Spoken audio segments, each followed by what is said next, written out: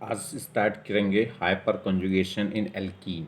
ठीक है, तो हमने हाइपर कॉन्जुगेशन देख लिया था कार्बोकैटायन में और कार्बन रेडिकल में। आज इस लेक्चर में देखेंगे हाइपर कॉन्जुगेशन इन एल्कीन या और एल्कीन की स्टेबिलिटी कैसे डिपेंड करेगी हाइपर कॉन्जुगेशन पे। ठीक है, चलिए तो स्टार्ट करते हैं हाइपर कॉन्जुगेशन इन एल्कीन। तो देखिए, हाइपर कॉन्जुगेशन इन एल्कीन क्या होगा। हाइपर कॉन्जुगेशन होने के लिए क्या होना चाहिए, अल्फा एच का होना ज़रूरी है। ये कोई एल्कीन है प्रोपीन, इसमें जो डबल बॉन्डेड कार्बन है ये क्या हुए ग्रुप, ये क्या कहलाएंगे ग्रुप। ठीक, और ग्रुप से जस्ट अगला जो कार्बन होगा sp3 हाइब्रिडाइज कार्बन या कह सकते हैं सिंगल बॉन्डेड कार्बन, वो क्या कहलाएगा अल्फा कार्बन।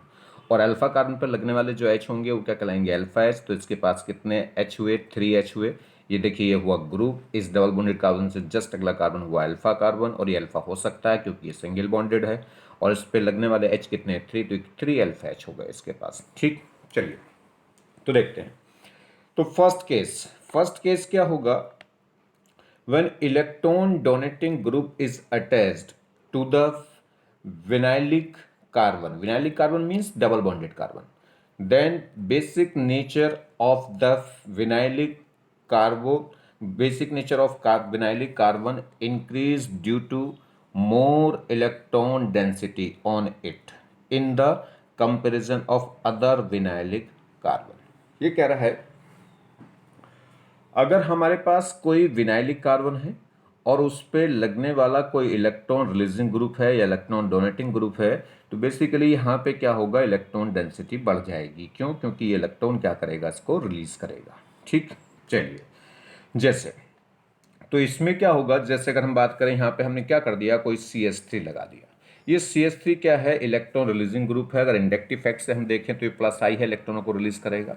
और इलेक्ट्रॉनों को रिलीज करेगा तो यहाँ पे इलेक्ट्रॉन डेंसिटी बढ़ जाएगी। इलेक्ट्रॉन डेंसिटी बढ़ेगी तो कह सकते हैं इलेक्ट्रॉनों का जो फ्लो है लेफ्ट से राइट को होगा। और जब लेफ्ट से राइट को होगा तो जब ये पाई बॉन्ड ब्रेक होंगे तो किधर ब्रेक हो जाएंगे, लेफ्ट से राइट की तरफ को क्या हो जाएंगे, ब्रेक। क्योंकि ये इलेक्ट्रॉनों को क्या कर रहा है, रिलीज कर रहा है। तो पाई बॉन्ड कहाँ ब्रेक हो जाएंगे, इस साइड। क्लियर। सेकेंड केस, अगर कोई विड्रॉइंग ग्रुप लग जाए, when electron withdrawing group is attached to the vinylic carbon, then basic nature of the vinylic carbon decrease due to the less electron density as comparison to the other vinylic carbon। ये कह रहा है अगर इस पर कोई electron withdrawing group लग जाए तो यहाँ पे इलेक्ट्रॉन डेंसिटी घट जाएगी, मतलब बेसिक नेचर इसकी घट जाएगी। क्यों? क्योंकि जो इलेक्ट्रॉन विड्रॉइंग ग्रुप है वो इलेक्ट्रॉनों को क्या करेगा, विड्रॉ करेगा। और विड्रॉ करेगा तो यहाँ पे इलेक्ट्रॉन डेंसिटी कम होगी। या दूसरे तरीके से समझिए, कोई भी इलेक्ट्रॉन विड्रॉइंग ग्रुप है तो वो क्या करेगा, इलेक्ट्रॉनों को विड्रॉ करेगा। और विड्रॉ करेगा तो पाई बॉन्ड का जो फ्लो है वो इधर हो जाएगा। कहाँ? क्योंकि इलेक्ट्रॉन कहाँ लेफ्ट शिफ्ट कर रहा है, electron withdrawing group electron withdraw कर रहा है किधर, लेफ्ट साइड। तो जो पाई बॉन्ड की ब्रेकिंग होगी, पाई बॉन्ड जो शिफ्ट होंगे, जब ब्रेक होंगे तो किस साइड होंगे, लेफ्ट साइड। ठीक है, अगर रिलीजिंग था तो इस साइड टूटेगा और विड्रॉइंग है तो इस साइड फ्लो हो जाएगा। तो इलेक्ट्रॉनों का जो फ्लो है वो इधर है। तो ये पाई बॉन्ड जब ये टूटेंगे तो पाई बॉन्ड जब टूट के इलेक्ट्रॉन रिलीज होंगे तो पाई इलेक्ट्रॉन कहाँ भागेंगे, लेफ्ट साइड। जैसे CCl3।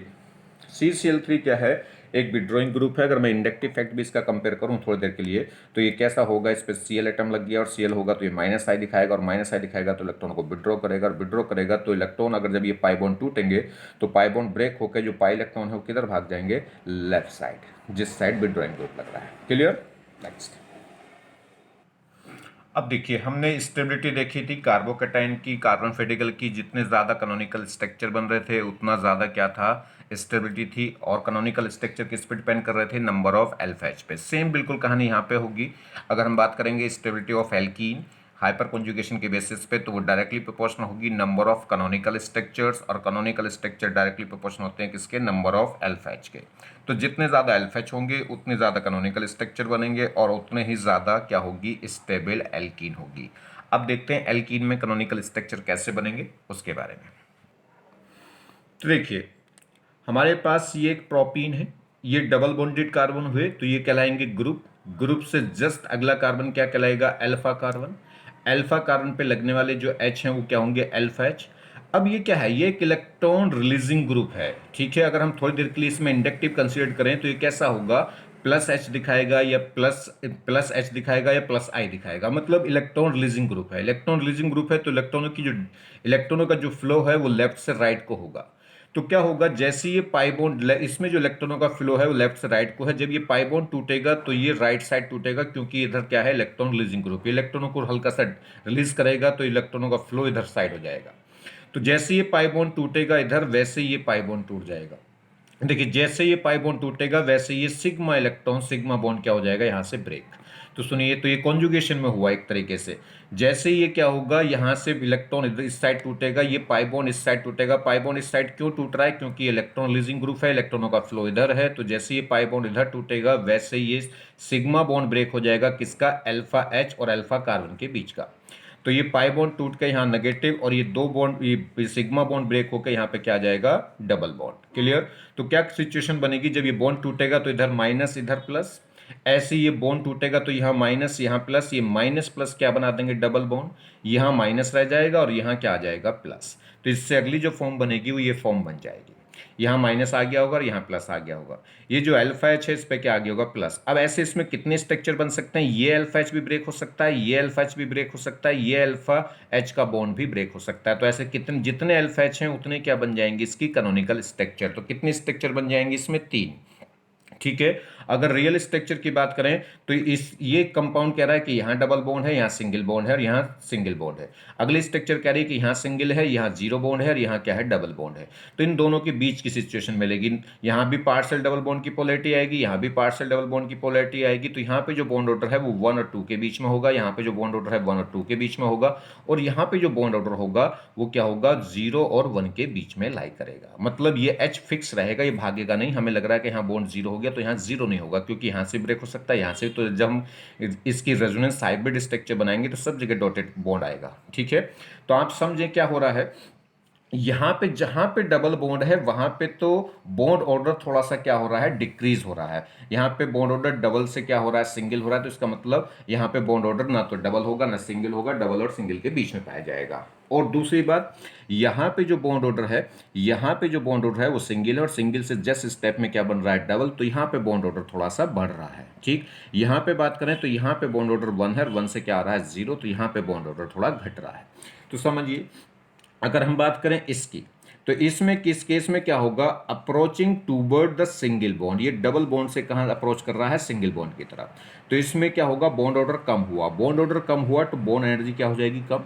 क्यों, क्योंकि सिंगल डबल बॉन्ड में 2 बॉन्ड होते हैं, एक सिग्मा और एक पाई। ठीक है। तो उसमें 2 बॉन्ड इन्वॉल्व होते हैं, जबकि सिंगल बॉन्ड में केवल सिग्मा बॉन्ड होता है। तो डबल बॉन्ड की एनर्जी ज्यादा होती है, क्योंकि उसमें 2 बॉन्ड होते हैं, सिग्मा और पाई। और सिंगल बॉन्ड में केवल एक ही बॉन्ड होता है, सिग्मा। तो यहाँ पे क्या है, डबल बॉन्ड से सिंगल बॉन्ड की तरफ जा रहा है, अप्रोच कर रहा है। तो इसमें बॉन्ड ऑर्डर कम हो रहा है, या कह सकते हैं बॉन्ड एनर्जी कम होगी। तो approaching toward the single bond, ये जो बॉन्ड है यहाँ पे अप्रोच कर रहा है किसकी तरफ, सिंगल बॉन्ड की तरफ। तो सिंगल बॉन्ड की तरफ, इससे क्या होगा, इसकी बॉन्ड एनर्जी कम होगी। बॉन्ड एनर्जी कम होगी तो बॉन्ड लेंथ क्या हो जाएगी, बढ़ जाएगी। ये कह सकते हैं डबल बॉन्ड से जब सिंगल बॉन्ड की तरफ जा रहा है तो एनर्जी होगी कम और लेंथ क्या हो जाएगी, ज्यादा, क्योंकि सिंगल बॉन्ड की लेंथ ज्यादा होती है किससे, डबल बॉन्ड से। जैसे जैसे बॉन्ड ऑर्डर घटता है वैसे वैसे बॉन्ड लेंथ बढ़ती है। तो यहाँ पे क्या होगा, पार्शियल डबल बॉन्ड करेक्टर आएगा, ना तो 100% डबल बॉन्ड होगा, ना 100% सिंगल बॉन्ड होगा, कोई बीच की फॉर्म होगी। तो ये क्या कहलाएंगे, पार्शियल डबल बॉन्ड करेक्टर होगा। यहाँ बात करें इसकी, इसमें सिंगल बॉन्ड था मगर किधर अप्रोच कर रहा है, ये बॉन्ड टूट के यहाँ पे क्या बन जा रहा है, डबल बॉन्ड। तो ये कह रहा है approaching toward the double bond, that is bond energy बढ़ेगी और बॉन्ड लेंथ क्या है, घट जाएगी। तो देयरफॉर पार्शियल डबल बॉन्ड, तो यहाँ भी क्या आ जाएगा, पार्शियल डबल बॉन्ड। बात करें यहाँ पे तो यहाँ पे क्या होगा, बॉन्ड देखिए, बॉन्ड सिंगल बॉन्ड से क्या आ रहा है, 0 बॉन्ड आ रहा है। तो यहाँ पे क्या होगा, बॉन्ड ऑर्डर यहाँ भी क्या हो रहा है, डिक्रीज हो रहा है। तो यहाँ पे क्या होगा, अगर हम बात करेंगे तो बॉन्ड एनर्जी घटेगी मगर बॉन्ड लेंथ बढ़ जाएगी, और यहाँ पे किसको अप्रोच हो जाएगी, पार्शियल सिंगल बॉन्ड। यहाँ पे सिंगल बॉन्ड क्या होगा, यहाँ पे जो बॉन्ड है वो 0 और 1 के बीच में लाई करेगा। तो यहाँ पार्शियल सिंगल बॉन्ड होगा। क्लियर। चलिए, तो ये बातें जरा ध्यान रखनी है क्योंकि इनकी जरूरत पड़ेगी। तो यहाँ पे बॉन्ड ऑर्डर क्या हो जा रही है, यहाँ पे बॉन्ड ऑर्डर घट जा रहा है, यहाँ पे बॉन्ड ऑर्डर बढ़ जा रहा है, और यहाँ पे बॉन्ड ऑर्डर घट जा रहा है। तो 2 जगह बॉन्ड ऑर्डर घट रहा है और एक जगह क्या है, बढ़ रहा है। ठीक। यहाँ पे बॉन्ड लेंथ बढ़ेगी, यहाँ पे बॉन्ड लेंथ बढ़ेगी, यहाँ पे बॉन्ड लेंथ घटेगी। चलिए, अब ये कह रहा है comparison of heat of hydrogenation. हम कंपेरिजन करेंगे किसकी, heat of hydrogenation. Heat of hydrogenation क्या होता है, अगर हम क्या करें, किसी भी एल्कीन में हाइड्रोजन ऐड करके उसे क्या बनाएं, एल्केन, मतलब अनसैचुरेटेड हाइड्रोकार्बन को सैचुरेटेड हाइड्रोकार्बन बनाएं। मतलब इस हाइड्रोकार्बन के पाई बॉन्ड को रिड्यूस करके क्या बनाएं, सिंगल बॉन्ड। तो हम क्या कह रहे हैं, ये कह रहा है comparison of heat of hydrogenation, heat of hydrogenation को कंपेयर कर रहे हैं।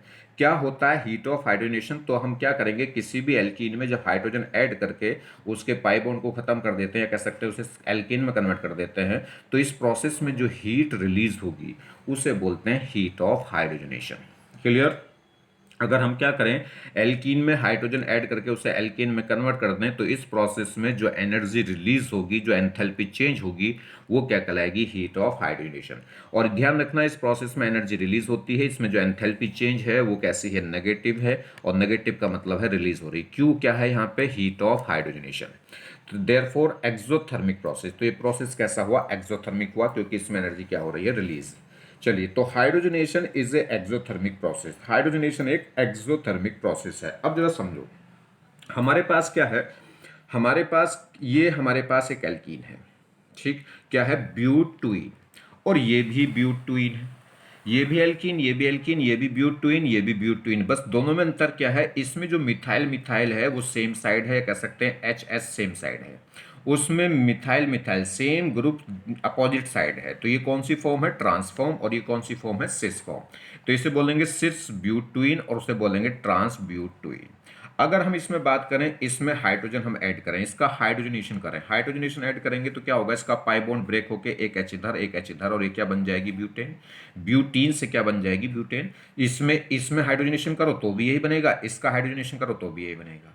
मगर दोनों प्रोसेस में जो हीट ऑफ हाइड्रोजनेशन है वो डिफरेंट होगी। क्यों? क्योंकि जो ट्रांस है वो ज़्यादा स्टेबल होती है सिस से। क्यों होती है वो भी समझ लीजिए। इसमें जो बड़े बड़े ग्रुप हैं मिथाइल मिथाइल, वो सेम साइड है, तो यहाँ पे क्या है, स्टेरिक रिपल्शन ज़्यादा होगा। और इसमें क्या है, मिथाइल मिथाइल क्या है, अपोजिट साइड है, तो इसमें स्टेरिक रिपल्शन क्या होगा, कम होगा। क्लियर? तो देखिए, इस केस में क्या होगा, स्टेरिक रिपल्शन क्या होगा, स्टेरिक रिपल्शन इस केस में क्या होगा, कम, क्योंकि अपोजिट साइड है। इसमें स्टेरिक रिपल्शन ज्यादा होगा क्योंकि ये सेम साइड है। जब इसमें स्टेरिक रिपल्शन ज्यादा है तो इसकी स्टेबिलिटी क्या थी, कम थी। स्टेबिलिटी कम थी तो इसका मतलब इसके पास, तो देखिए ये लेस स्टेबल था, और लेस स्टेबल था तो इसका मतलब इसके पास एनर्जी क्या थी, ज्यादा थी। ये मोर स्टेबल था क्योंकि इसमें रिपल्शन कम है, और जितना ज़्यादा मोर स्टेबल होगा तो उसका मतलब उसकी एनर्जी कम हो गई होगी। इसके पास रियल में इसकी जेब में पैसे कम थे, इस पर एनर्जी कम थी, इस पर एनर्जी ज़्यादा थी। जिस पर ज़्यादा एनर्जी है वो वो ज़्यादा एनर्जी रिलीज कर देगा, जिस पर एनर्जी कम है वो कम एनर्जी रिलीज करेगा, क्योंकि फाइनल प्रोडक्ट तो दोनों में क्या बन रहा है, सेम। जैसा ये है, इन दोनों से फाइनल प्रोडक्ट क्या बन रहा है, सेम बन रहा है। तो ये एनर्जी रिलीज करेगा, मान लीजिए इस पे एनर्जी, ये इसकी एनर्जी मान लीजिए 6 है, और इसकी एनर्जी कितनी थी, इसकी एनर्जी 10 थी, और इसकी एनर्जी कितनी थी, 8। तो ये 8 से 6 पा रहा तो कितनी एनर्जी रिलीज करेगा, 2।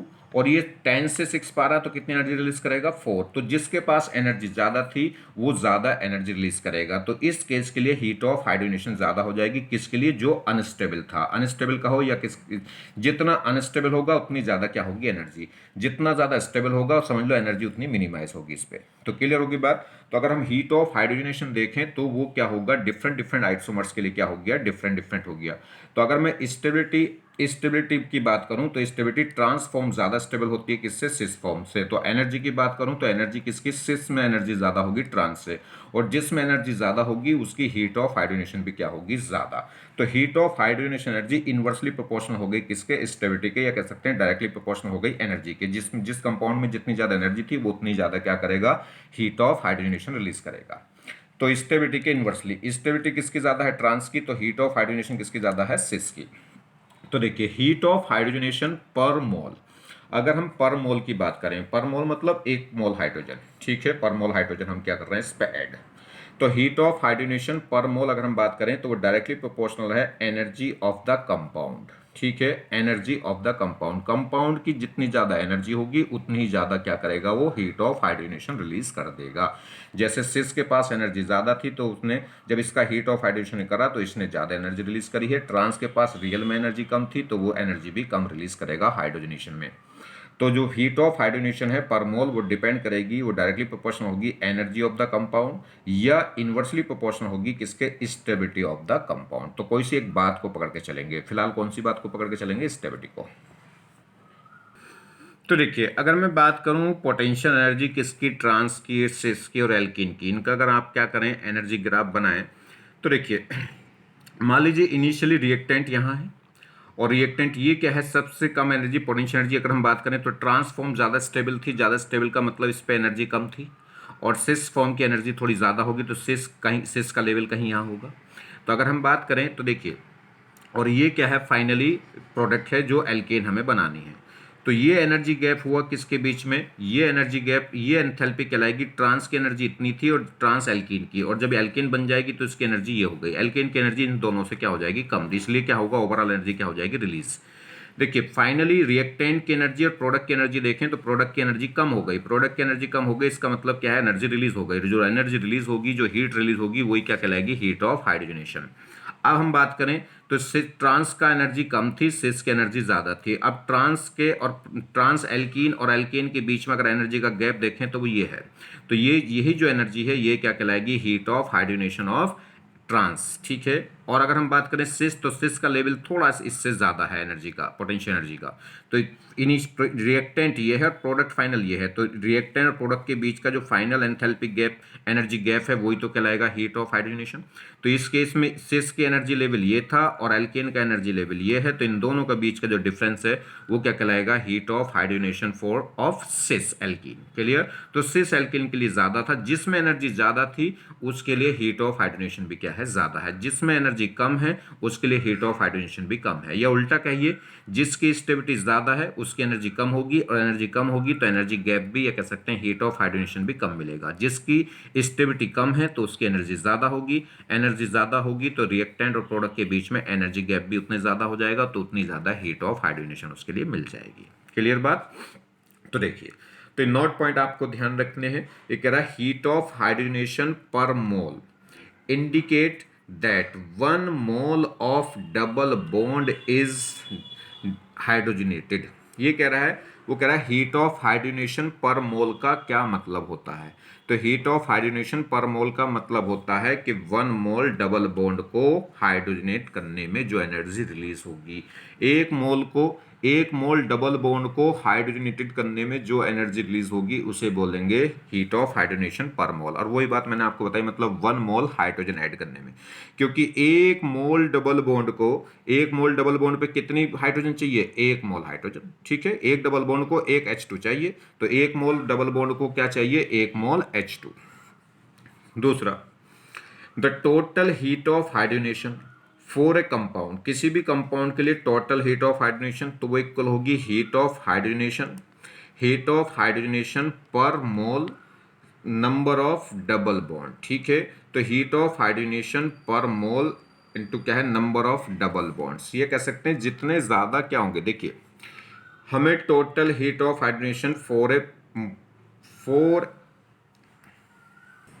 देखिए अगर हम हीट ऑफ हाइड्रोजनेशन देख रहे हैं पर मोल के लिए, तो पर मोल का मतलब है कि 1 मोल डबल बॉन्ड को हाइड्रोजनेटेड करने में जो हीट रिलीज होगी वो कहलाएगी हीट ऑफ हाइड्रोजनेशन। अगर हम किसी कंपाउंड में, अगर मान लीजिए किसी कंपाउंड में 2 डबल बॉन्ड है, तो उसके लिए कितना हीट ऑफ हाइड्रोजनेशन चाहिएगा, एक डबल बॉन्ड का जितना होगा इंटू 2।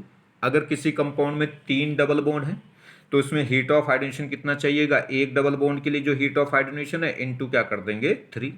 तो अगर हमें किसी कंपाउंड के लिए टोटल हीट ऑफ हाइड्रोजनेशन निकालना है तो क्या करेंगे, हीट ऑफ हाइड्रोजनेशन पर मोल, एक मोल का हीट ऑफ हाइड्रोजनेशन जो है वो, और इनटू क्या कर देंगे, total number of double bond, कितने मोल ऑफ डबल बॉन्ड है उसके अंदर, ठीक है। तो अगर total heat of hydrogenation for a compound हमें निकालना है तो वो इक्वल होगा टोटल हीट ऑफ हाइड्रोजनेशन पर मोल, एक मोल का हीट ऑफ हाइड्रोजनेशन इनटू क्या करेंगे, नंबर ऑफ डबल बॉन्ड्स, जितने भी डबल बॉन्ड्स हैं। क्लियर।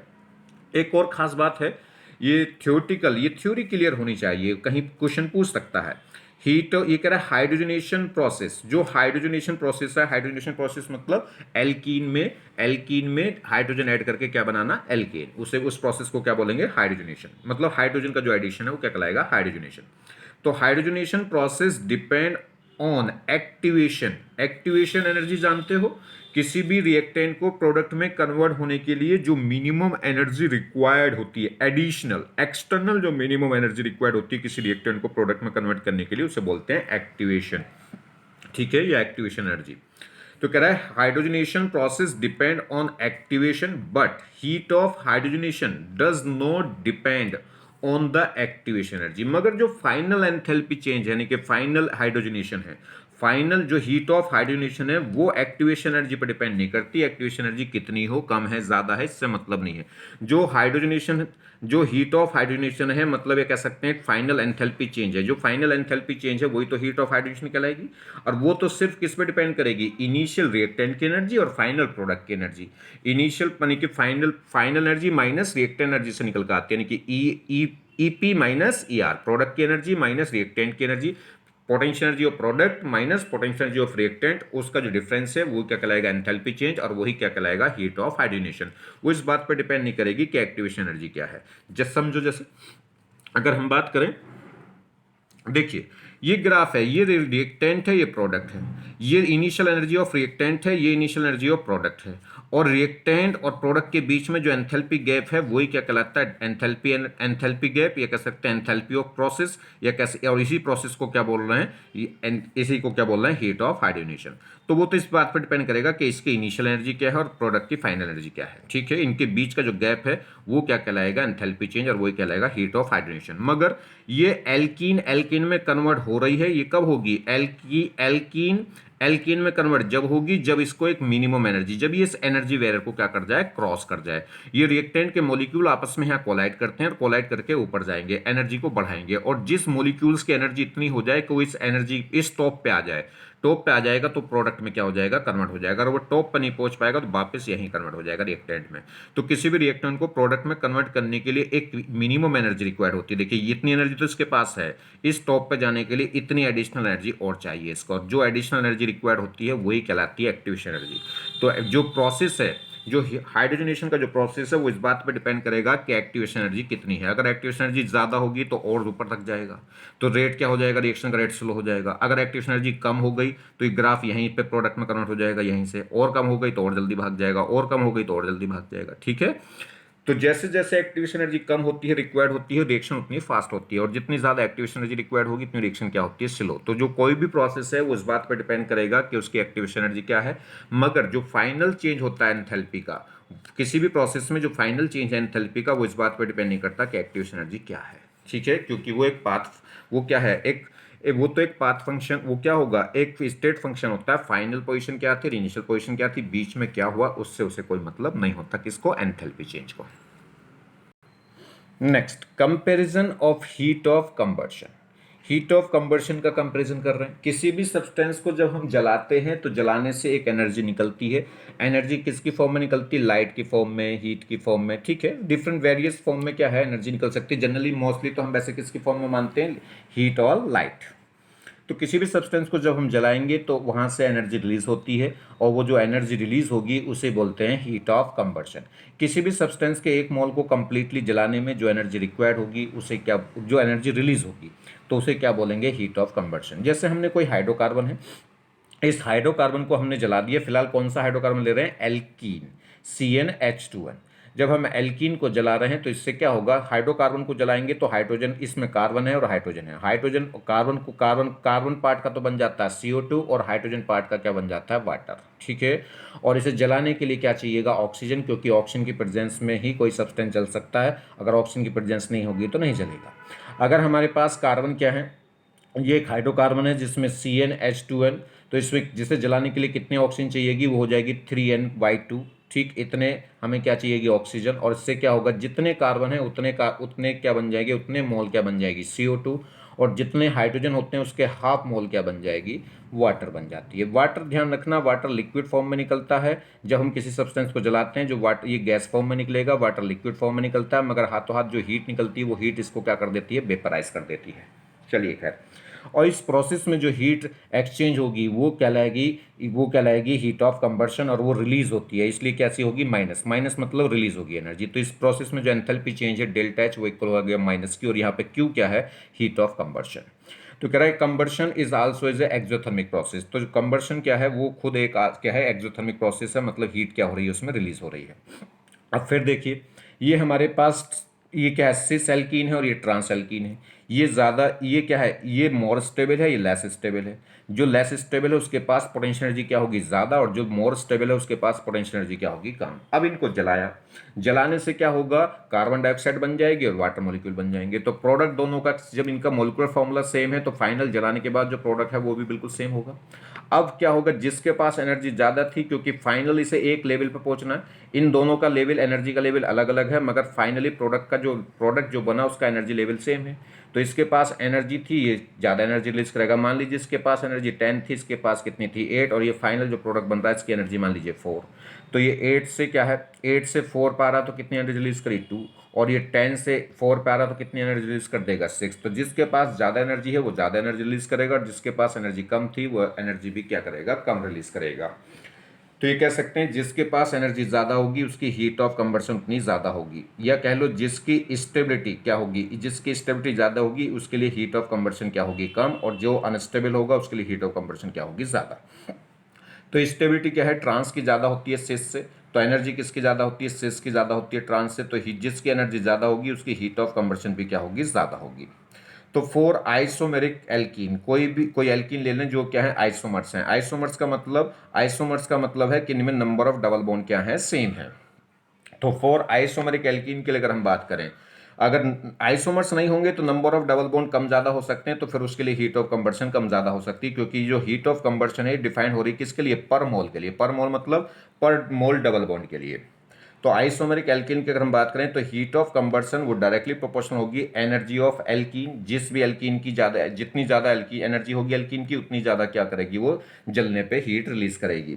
या कह सकते हैं इनवर्सली प्रोपोर्शनल होगी किसके, स्टेबिलिटी ऑफ एल्कीन के। क्लियर, आगे बात समझ में, देखिए जरा इधर।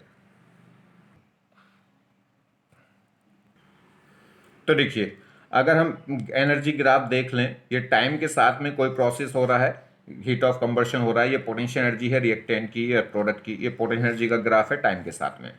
तो हमारे पास ट्रांस है, ट्रांसफॉर्म की जो पोटेंशियल एनर्जी है वो कम होती है, ट्रांसफॉर्म ज़्यादा स्टेबल होगी, जितनी ज़्यादा स्टेबल होगी तो एनर्जी क्या होती है, मिनिमाइज। तो अगर ट्रांसफॉर्म इस एनर्जी लेवल पर लाई कर रही है तो सिस फॉर्म का जो एनर्जी लेवल है वो ट्रांस से थोड़ा ज़्यादा होगा, और फाइनली जो एल्केन बनेगी या हीट ऑफ कंबर्शन होकर जो प्रोडक्ट बनेगा उसकी एनर्जी इन दोनों से क्या हो जाएगी, कम, क्योंकि फाइनल एनर्जी क्या होनी है, रिलीज होनी है।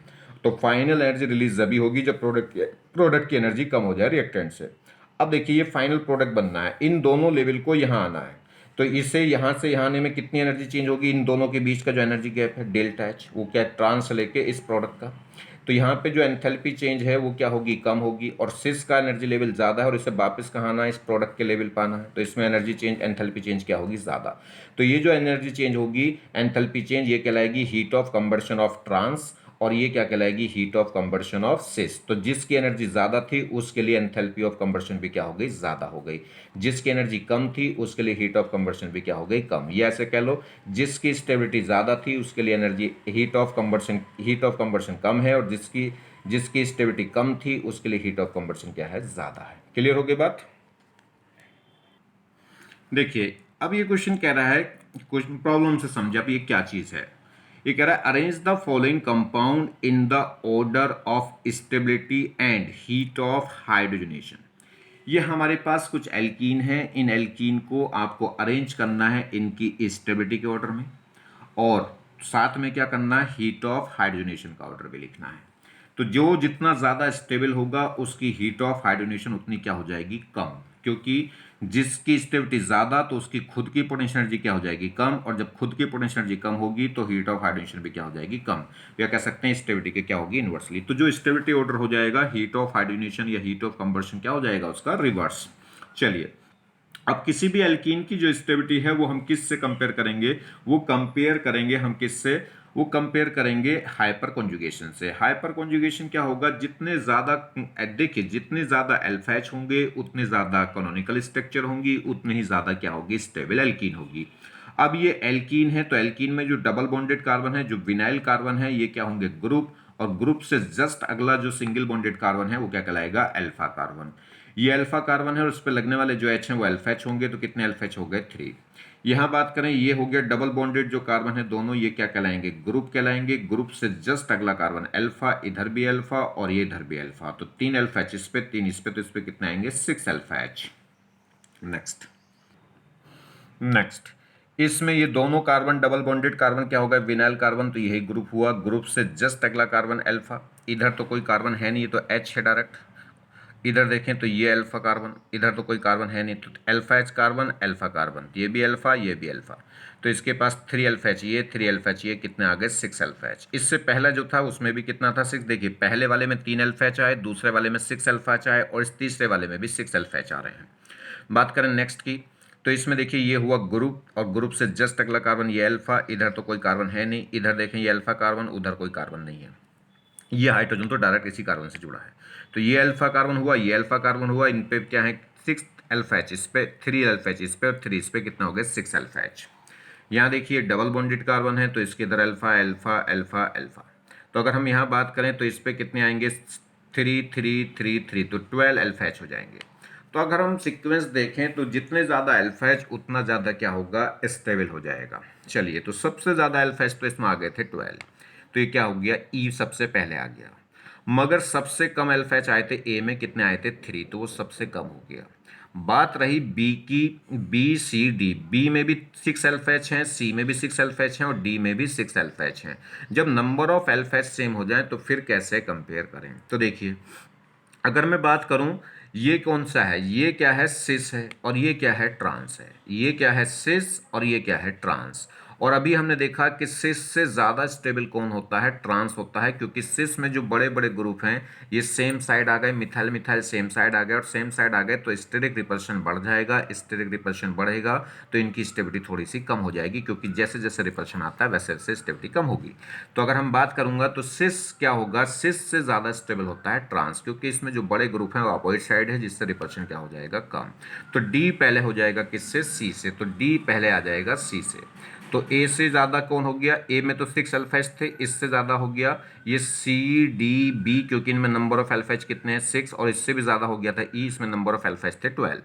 अब इसमें बात करी हमने बी और सी में, तो क्या हो गया ट्रांस ज़्यादा स्टेबल हो गया, ट्रांस ज़्यादा स्टेबल हो गया सिस से, तो सिस से ज़्यादा स्टेबल हो गया ट्रांस। बचा बी, बी क्या है, बी में भी कितने अल्फा एच हैं 6 अल्फा एच हैं, मगर उसमें क्या था बी वाले केस में क्या था, ये दोनों CH3 सेम साइड लग रहे थे, इसे बोलते हैं आइसो, आइसो ग्रुप उसमें बनता दिखाई दे रहा है। तो ध्यान दीजिए, ध्यान दीजिए क्या होगा, सिस और ट्रांस की अगर हम बात करें तो इसमें स्टेरिक रिपल्सन से हमने कंपेयर कर लिया था कि सिस क्या होगी ज़्यादा स्टेबल, क्योंकि ट्रांस में रिपल्सन क्या होगा ज़्यादा, क्योंकि उसमें जो बड़े बड़े ग्रुप हैं सेम साइड है। मगर आइसो में अगर हम बात करें, आइसो में क्या था कि दोनों तरफ एक ही कार्बन पे 2 CH3 लगे थे, ये आइसो आइसो आइसोब्यूटीन थी। तो आइसोब्यूटीन सिस और ट्रांस से भी ज़्यादा स्टेबल होती है। क्यों होती है ज़्यादा स्टेबल, थोड़ा सा मैं बताता हूँ। क्या होगा अगर हम बात करेंगे, देखिए समझिए, अगर हम बात करें किसकी,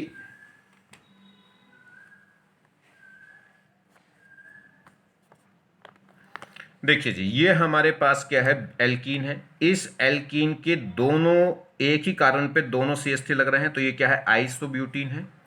अगर हम बात करें इसमें देखें तो इसमें डबल बॉन्ड ये है, और ये दोनों डबल बॉन्डेड कार्बन है, एक एक अल्फा कार्बन इधर है और एक अल्फा कार्बन इधर है, जिससे क्या बनेंगे सिस और ट्रांस। अगर ये दोनों CH3 सेम साइड में हो जाएंगी तो सिस, और दोनों CH3 अपोजिट साइड में हो जाएंगी तो ट्रांस, ठीक। मगर इसमें क्या है, ये टर्मिनल एल्कीन है और इस पे दोनों एक ही कार्बन पे 2 CH3 लग रहे हैं, तो ये से बोलते हैं आइसो ग्रुप बन गया। तो आइसोब्यूटीन है और ये क्या है सिस और ट्रांसब्यूटीन होगी। तो ये ज़्यादा स्टेबल होती है। रीजन क्या है कि जब हम हाइपर कॉन्जुगेशन करते हैं, हाइपर कॉन्जुगेशन में जरा आप इसका हाइपर कॉन्जुगेशन समझिए।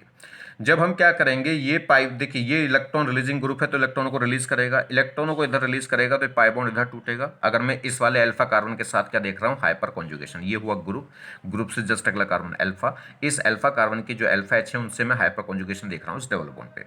तो जैसे ही इलेक्ट्रॉन देंगे, क्योंकि इलेक्ट्रॉन रिलीजिंग ग्रुप है तो इलेक्ट्रॉन देगा तो पाई बॉन्ड इधर टूटेगा, और जैसे ये पाई बॉन्ड टूटेगा तो यहाँ का ये बॉन्ड टूट जाता है, तो ये बॉन्ड टूट के यहाँ क्या आ जाता है डबल, और ये सिंगल बॉन्ड, ये पाई बॉन्ड टूट के यहाँ क्या रह जाता है सिंगल, इधर आ जाएगा माइनस और इधर क्या आ जाता है एच पे प्लस।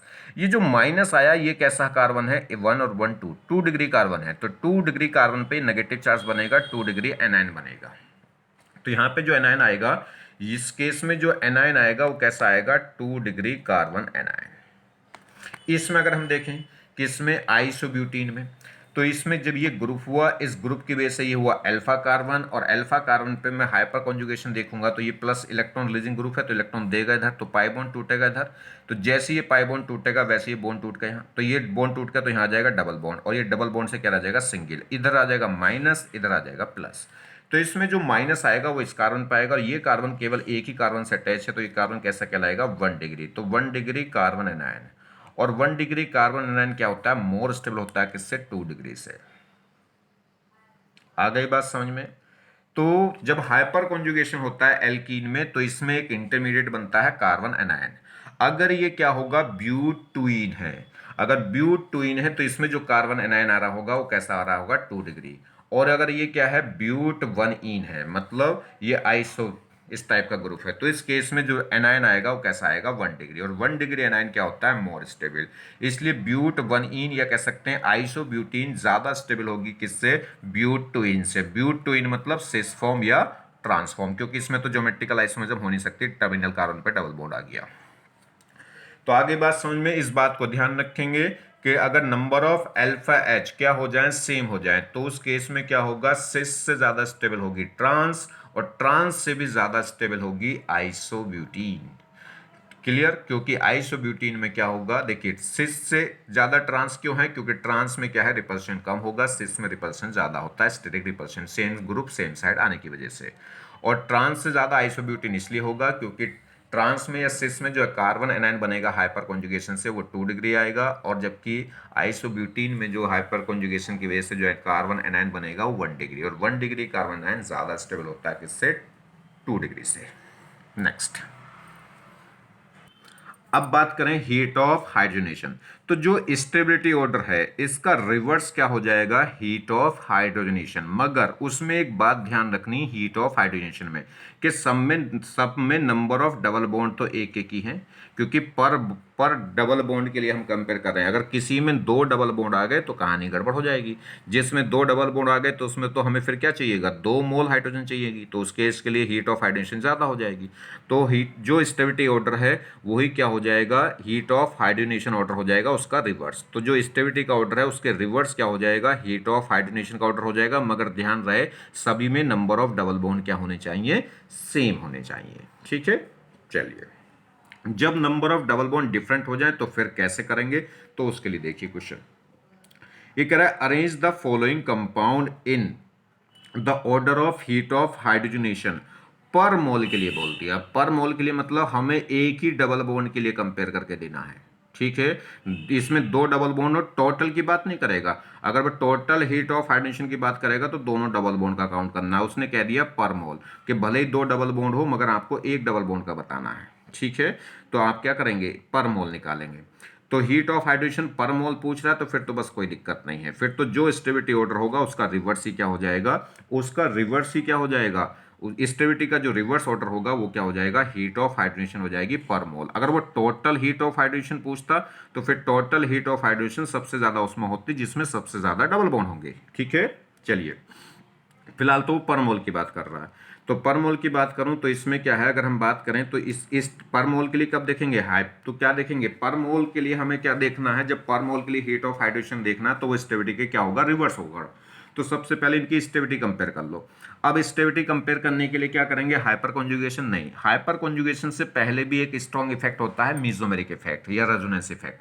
तो पहले देखिए कहीं रेजोनेंस तो नहीं आ रहा, तो डबल सिंगल डबल ये क्या है, ऑलरेडी रेजोनेंस में ये कॉन्जुगेशन हो गया, और ये कॉन्जुगेशन हो गया तो ये क्या दिखाएगा, रेजोनेटिंग स्ट्रक्चर। और जिसमें भी रेजोनेंस आ जाएगा यानी कि प्लस एम आ जाएगा वो मोर स्टेबल हो जाएगा। तो इसमें मेसोमेरिक इफेक्ट आ गया, किसकी वजह से, इसकी जो डबल बॉन्ड है वो कॉन्जुगेशन में है। देखिए डबल सिंगल डबल, तो यहाँ तो मेसोमेरिक आ गया, यहाँ तो रेजोनेंस आ गया, तो ये तो सबसे ज्यादा स्टेबल। इसमें कोई रेजोनेंस नहीं, इसमें भी कोई रेजोनेंस नहीं क्योंकि डबल डबल एक साथ आ गए। इसमें देखिए इसमें एक ही डबल बॉन्ड है, इसमें एक ही डबल बॉन्ड है। अब इसमें जो डबल बॉन्ड है वो कैसे आ गए, डबल सिंगल डबल कॉन्जुगेशन में आ गए, कॉन्जुगेशन में आ गए तो ये मोर स्टेबल हो जाएगा। इसके जो 2 डबल बॉन्ड है वो लगातार आ गए, और जब लगातार डबल बॉन्ड आ जाए तो ये हाईली अनस्टेबल हो जाता है, किसकी वजह से, क्यूमुलेटेड। मैंने आपको बताया था डाइइन, डाइइन 3 तरह की होती हैं, कॉन्जुगेटिव डाइइन, और एक आइसोलेटेड डाइइन और एक क्यूमुलेटेड डाइइन। ये तो कौन सी डाइन हो गई, कॉन्जुगेटेड, डबल सिंगल डबल। ये कौन सी हो गई, दो डबल बॉन्ड लगातार आ जाए, कंटिन्यूस आ जाए, तो ये हो गई कॉम्बिलेटेड। और ये कॉन्जुगेटिव जो डाइन थी वो मोर स्टेबल थी, किसकी वजह से, रेजोनेंस की वजह से। और जो कम्युलेटेड डाइन है ये हाईली अनस्टेबल होती है, किसकी वजह से, ट्विस्टिंग की वजह से। ये जो दो पाई बॉन्ड लगातार आ जाते हैं ये आपस में एक दूसरे के परपेंडिकुलर हो जाएंगे। अगर ये पी एक्स होगा तो ये पी बाई, और एक्स और बाई के बीच में एंगल 90 होता है, जिससे अगर पूछे इस कैम्युलेटेड डाइन के पाई बॉन्ड के बीच में एंगल कितना है, तो ये एंगल 180 नहीं होगा, कितना होगा, 90 होगा। ठीक, तो इनमें ट्विस्टिंग हो जाती है जिसकी वजह से हाईली अनस्टेबल। तो सबसे ज़्यादा स्टेबल तो ए और सबसे लेस स्टेबल सी। ये कॉन्जुगेशन है और कॉन्जुगेटिव डाइन है, और ये कम्युलेटिव डाइन है। बात करें बाकी में क्या है, बाकी में कोई रेजोनेंस नहीं है, तो क्या देख लो। अब क्या देखेंगे, जब रेजोनेंस, जब मेसोमेरिक इफेक्ट नहीं आ रहा, तो अब क्या देखेंगे, हाइपर कॉन्जुगेशन, बाद में इंडक्टिव। ठीक है, हाइपर कॉन्जुगेशन की बात करूं तो ये double bonded carbon vinyl carbon कहलाते हैं, और ये कहलाएंगे ग्रुप। ये ग्रुप हो गए तो इससे जस्ट आगे कोई अल्फा कार्बन है ही नहीं, तो इसमें अल्फा एच कितने हो गए, 0। इसकी बात करें तो इसमें ही हो गया ग्रुप। इस ग्रुप से देखूं, ये डबल बॉन्डेड कार्बन हो गए ग्रुप, तो इस कार्बन डबल बॉन्डेड कार्बन से जस्ट अगला कार्बन अल्फा, इस डबल बॉन्डेड कार्बन से जस्ट कार्बन अगला अल्फा, तो ये भी अल्फा, ये भी अल्फा, कितने, 3 अल्फा एच इस पर, 3 अल्फा एच इस पर, तो कितना हो गया, 6 अल्फा एच। यहाँ देखें, इसकी अगर हम बात करें तो ये डबल बॉन्डेड कार्बन हो गए ग्रुप, इसकी वजह से ये अल्फा और एक ही अल्फा, तो 3 यहाँ और 3 यहाँ, कितना हो गया, 6 अल्फा एच। तो इसके पास भी 6, इसके पास भी 6, और उसके पास 0, तो इन दोनों से इससे तो ज़्यादा स्टेबल ये दोनों हो जाएंगे। इन दोनों में बात करूं तो ये कैसा है, ये नॉन टर्मिनल एल्कीन है और ये टर्मिनल एल्कीन है। इसमें जो कार्बन, जब हाइपर कॉन्जुगेशन होगा तो इसमें जो एनायन बनेगा, ये बॉन्ड इधर टूटेगा, और बॉन्ड इधर टूटेगा अल्फा एच से, देखिए जहां अल्फा एच होते हैं उससे इधर को टूटेगा, क्योंकि इलेक्ट्रॉन देंगे। तो जब ये बॉन्ड इधर टूटेगा तो ये जो कार्बन एनायन बनेगा ये कैसा बनेगा, 1 डिग्री, और इसमें जब ये बॉन्ड इधर टूटेगा तो कार्बन एनायन कैसा बनेगा, 2 डिग्री। तो इसमें 2 डिग्री कार्बन एनायन बनेगा, इसमें 1 डिग्री, और 1 डिग्री कार्बन एनायन क्या होता है, मोर स्टेबल होता है, किससे, 2 डिग्री से। और अब वैसे भी मैंने अभी आपको बताया कि जो आइसोलेटेड ब्यूटीन है, या कह सकते हैं टर्मिनल ब्यूटीन है, वो ज्यादा स्टेबल होती है किससे, नॉन टर्मिनल से, या सिस और ट्रांस से। इसमें तो सिस ट्रांस बनेगी ब्यूटीन में, इसमें थोड़ी ना बन सकती। इसमें तो देखिए, जिस डबल बॉन्डेड का इस डबल बॉन्डेड कार्बन पर लगने वाले दोनों एटम सेम आ गए, या दोनों एटम सेम आ गए, तो इसमें तो ज्योमेट्रिकल आइसोमरिज्म हो नहीं सकती। तो आप ध्यान रखेंगे, इसमें जो कार्बन एन बनेगा 1 डिग्री, जिसमें बनेगा 2 डिग्री, और 1 डिग्री ज्यादा स्टेबल होगा, तो ये क्या होगी, ज्यादा स्टेबल होगी। वैसे भी ध्यान रखिए, ये क्या है, आइसोब्यूटीन है, तो आइसोब्यूटीन के केस में ये ज्यादा, आइसोब्यूटीन ज्यादा स्टेबल ब्यूटीन होती है, किससे, ब्यूटीन से, या ट्रांस ब्यूटीन से, या सिस ब्यूटीन से। ट्रांस ब्यूटीन से या सिस ब्यूटीन से ज्यादा स्टेबल होगी कौन सी, आइसोब्यूटीन, या कह सकते हैं आइसोब्यूट 1इन, वो ज्यादा स्टेबल होगी। क्यों, क्योंकि नंबर ऑफ अल्फा तो दोनों में सेम है, मगर इसमें जो एनायन है वो 1 डिग्री होता है, और उसमें जो एनायन बनेगा वो 2 डिग्री होगा, और 1 डिग्री एनायन ज्यादा स्टेबल होगा। तो इन तीनों में ज्यादा स्टेबल कौन हो गया, पहले ई के बाद कौन आएगा, डी, और डी सबसे लास्ट में कौन आ जाएगा, बी। तो पहले ई, फिर डी, फिर बी। इसमें नंबर ऑफ अल्फा एच कितने थे, 6, तो बी इसमें क्या थे, 0, तो बी से पहले ये दोनों आ गए। इन दोनों में क्या हो गया, ये क्या हो गई, आइसोब्यूटीन, और ये क्या हो गई, ब्यूटीन। आइसो में 1 डिग्री एनायन बनेगा तो मोर स्टेबल होगा, डी से, इसमें 2 डिग्री। तो ये ऑर्डर हो गया स्टेबिलिटी का। तो हीट ऑफ हाइड्रोजनेशन पर मोल निकालूंगा तो इसका रिवर्स, तो रिवर्स ऑर्डर, इसका जो उल्टा ऑर्डर हो जाएगा वो क्या कहलाएगा, हीट ऑफ हाइड्रोजनेशन। तो सबसे ज्यादा हीट ऑफ हाइड्रोजनेशन किसमें मिलेगी, सी में। क्लियर।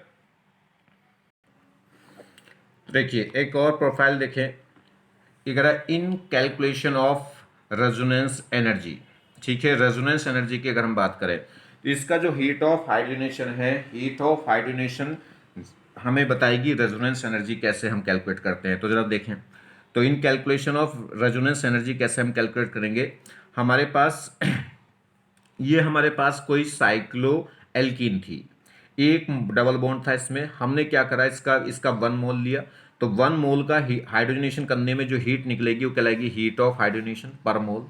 तो हमने क्या करा, इसके अगर हम देखते हैं तो जब इसका हम क्या करते हैं, इस एल्कीन में हाइड्रोजन ऐड कर देंगे तो ये क्या बन जाएगा, एल्केन। और इस प्रोसेस में क्या होती है, एक एनर्जी रिलीज होती है, और वो कितनी एनर्जी है ध्यान रखना, वो कितनी निकल कर आती है, माइनस का मतलब रिलीज है कितनी, 29 किलो कैलोरी। 29 किलो कैलोरी क्या कहलाएगी, हीट ऑफ हाइड्रोजनेशन कहलाएगी इस एक डबल बॉन्ड की। ठीक, अब इसमें क्या ले लिया हमने, 2 डबल बॉन्ड ले लिए। दोनों डबल बॉन्ड ऐसे तरीके से लिए कि इनमें आपस में कोई रेजोनेंस का कनेक्शन नहीं है। देखिए double single single, double single single, कोई रेजोनेंस का कनेक्शन नहीं है। अगर कोई रेजोनेंस का कनेक्शन आ जाएगा तो कहानी गड़बड़ हो जाएगी। तो जब एक डबल बॉन्ड का हीट ऑफ हाइड्रोजन 29 है तो 2 डबल बॉन्ड का क्या होना चाहिए, इसका जस्ट ट्वाइस। तो इसका जस्ट ट्वाइस कर दिया तो कितना हो गया, 59, वो 58। क्लियर। अब इसमें कितने डबल बॉन्ड आ गए? 3। बेंजीन में कितने डबल बॉन्ड आ गए? 3। तो जब इसका 3 डबल बॉन्ड का हाइड्रोजनेशन करेंगे तो जो एनर्जी है वो इसका जस्ट ट्रिपल आने चाहिए, और जस्ट ट्रिपल आके तो क्या होगी? तो जस्ट ट्रिपल आएगी तो वो तो ये तो क्या आ रही है? जस्ट ट्रिपल भला इस सेकंड वाले से भी क्या आ रही है? कम आ रही है। तो क्या हो गया? तो ये हीट ऑफ हाइड्रोजनेशन एकदम से अचानक से कम क्यों हो गई? क्योंकि क्या है, इसके जो डबल बॉन्ड है वो कॉन्जुगेशन में आ गए, double single double single double single, या कह सकते हैं अपने आप में क्या कर लिया? रेजोनेंस करके एरोमेटिक कर लिया कंपाउंड को। तो ये अपने आप में मोर स्टेबल हो चुका। मोर स्टेबल का मतलब इसकी एनर्जी ऑलरेडी पहले से कम हो चुकी। जितनी हम सोच रहे थे कि इसके पास इतना पैसा है, रियल में उतना पैसा निकला नहीं इसके पास, ये ऑलरेडी पहले ही खर्च कर चुका उस पैसे को। तो पहले ही जो खर्च कर चुका होता है, यानी कि रेजोनेंस में, डबल बॉन्ड के रेजोनेंस में आने की वजह से अपने एक स्टेबिलिटी गेन कर चुका है। स्टेबिलिटी गेन करने का मतलब एक एनर्जी पहले ही रिलीज कर चुका है, हाइड्रोजनेशन होने से पहले ही एक एनर्जी रिलीज कर चुका है, जिसे बोलते हैं रेजोनेंस एनर्जी। तो ये जो एक्सपेरिमेंटली निकल के कितनी आ रही है? तो हमें इस केस में इस बेंजीन का हाइड्रोजनेशन करने में जो एनर्जी निकली वो कितनी निकली? माइनस की 51, मगर निकलनी कितनी चाहिए थी? 29 × 3, और निकल कम रही है। तो जो एनर्जी कम निकल रही है, जितनी एनर्जी कम जो एक्सपेक्ट कर रहे थे उससे जितनी कम निकल रही, वही क्या है? रेजोनेंस एनर्जी है। तो what will be the resonance energy? तो रेजोनेंस एनर्जी ऑफ बेंजीन, तो क्या हम बेंजीन की रेजोनेंस एनर्जी कैसे निकालें? तो what will be the resonance energy for benzene? तो देखिए, स्टेबिलिटी ऑर्डर अगर हम बात करें तो स्टेबिलिटी ऑर्डर की देखिए, यहाँ देखो, जो एंथैल्पी चेंज है एक्सपेरिमेंटल कह सकते हैं, या ऑब्जर्व कह सकते हैं, जो हम फाइनली ऑब्जर्व कर रहे हैं, या कह सकते हैं गिवन, जो हमें एनर्जी मिली, वो तो क्या कहलाएगी? वो कितनी मिली? माइनस की 51। क्या बोल सकते हैं इस एनर्जी को, माइनस की 51 को, जो हमें मिली है, रियल में मिला है हमें, या हमने रियल में जो ऑब्जर्व किया, या एक्सपेरिमेंटल करके जो वैल्यू निकल के आई। अब यह है एक्सपेक्टेड, उम्मीद क्या कर रहे थे? एक्सपेक्टेड कहें या थ्योरेटिकल कहें। थ्योरेटिकल मतलब मन ही मन में सोच लेते हो, आप सोच लेते हो ना मन मन में कि इतने तो कुछ, इतने नंबर ऑर्गेनिक में आ जाएंगे, इतने इनऑर्गेनिक का कर दूंगा, इतना फिजिकल का कर दूंगा, और बायो में तो मैं पूरे नंबर ले आऊंगा, ठीक है, और फिजिक्स में भी देख लेंगे, ठीक, ऐसे करते हो तुम। तो ये क्या है? ये थ्योरेटिकल है, एक्सपेक्टेड है, ठीक है। और ये एक्सपेक्टेड का हो या कैलकुलेटेड का हो। कैलकुलेट मतलब मन ही मन में कैलकुलेट कर दिया, जोड़ देते हो कि इतने नंबर यहाँ आ जाएंगे, इतने नंबर यहाँ, इतने नंबर है, ओहो 550 से ऊपर पहुंच गए, सिलेक्शन पक्का मेरा, तो है ना, ऐसे। तो ये वो कैलकुलेशन है। तो इस कैलकुलेशन के अकॉर्डिंग हमने देख लिया कि एक डबल बॉन्ड में कितने निकल रहे हैं? एक डबल बॉन्ड में कितने निकल रहे हैं? एक डबल बॉन्ड में निकल रहे हैं 29। एक डबल बॉन्ड से 29, तो बेंजीन में कितने डबल बॉन्ड थे? 3। तो 3 से कितने निकलना चाहिए? इंटू 3। तो ये कितना होना चाहिए? 87 की एनर्जी रिलीज होनी चाहिए। मगर जब हम पेपर दे के आए तो नंबर निकल के कितने आए? 51। तो यहाँ पे इन दोनों का जो चेंज है, तो जो रेजोनेंस एनर्जी है वो क्या होगी? एंथैल्पी चेंज किसकी? कैलकुलेटेड वो जो हमने अपने दिमाग में कैलकुलेट कर रखा था, मेरे तो इतने नंबर आने चाहिए, मगर रिजल्ट जब आया तो उसमें एक्सपेरिमेंटल यानी कि जो फाइनल रिजल्ट आया, तो वो क्या हुआ? तो कैलकुलेटेड माइनस एक्सपेक्टेड, ठीक है। जो एक्सपेक्टेड हम कर, यानी कि जो एक्सपेक्टेड नहीं, कैलकुलेटेड माइनस एक्सपेरिमेंटल मतलब कह सकते हैं गिवन या ऑब्जर्व, जो फाइनल जो रिजल्ट आया। तो कैलकुलेटेड या एक्सपेक्टेड या थ्योरेटिकल तो कितना था? 87, और एक्सपेरिमेंटली निकल के कितनी आई? 51। तो इन दोनों का डिफरेंस कितना आ गया? 36। तो ये जो एनर्जी है, ये जो एनर्जी डिफरेंस आया दोनों का, यही क्या कहलाता है? Resonance energy. तो कैलकुलेटेड, मन में जो कैलकुलेट हमने कर रखा था, और रियल में जो रिजल्ट आया, उन दोनों का जो डिफरेंस होता है वही कहलाता है रेजोनेंस एनर्जी। तो ध्यान रखना, बेंजीन के केस में रेजोनेंस एनर्जी कितनी है? माइनस की 36 किलो कैलोरी। माइनस तो मतलब इसलिए है क्योंकि रिलीज हो रही है। तो रेजोनेंस एनर्जी बेंजीन के लिए कितनी होगी? 36 किलो कैलोरी, माइनस का मतलब रिलीजिंग। तो देखिए, तो फ्लो मैप क्या हो गया? ये हमारे पास बेंजीन थी, एक बॉन्ड को हाइड्रोजनेशन करने में कितनी एनर्जी निकलनी चाहिए? 29। तो 3 बॉन्ड को हाइड्रोजनेशन करने में कितनी एनर्जी निकलनी चाहिए? 87। मगर क्या होगा? ये देखिए, ये डबल सिंगल डबल, ये आपस में क्या हो गए? रेजोनेंस में घूम गए, और रेजोनेंस में घूमने से यानी कि रेजोनेटिंग स्ट्रक्चर बन गई हाइब्रिड स्ट्रक्चर। इस स्ट्रक्चर के बनाने में ही इतनी एनर्जी रिलीज कर चुका होता है, कितनी? 57। और बची बेचारे पे कितनी? तो जितनी बचेगी वो यहाँ दे देगा इस वाले स्टेप में। तो जब हाइड्रोजनेशन करते हैं तो हाइड्रोजनेशन करने में एनर्जी कितनी निकलती है? 51। 51 क्यों निकली? क्योंकि 36 ये ऑलरेडी पहले ही दे चुका किसमें? रेजोनेंस में। और इसे क्या बोलते हैं? Resonance energy. क्लियर होगी बात? तो ये एनर्जी वैल्यू याद होनी चाहिए आपको, ये कई बार एग्जामों में पूछी जा चुकी हैं। तो हाइड्रोजनेशन ऑफ एनर्जी किसकी? एक डबल बॉन्ड की कितनी होती है? पूरी बेंजीन की कितनी होगी और बेंजीन की रेजोनेंस एनर्जी कितनी होती है, वैल्यू आपको याद होनी चाहिए। देखिए अब बात करते हैं, ये कह रहा है प्रोफाइल हम देखते हैं किसका, in deciding directing nature of alkyl group.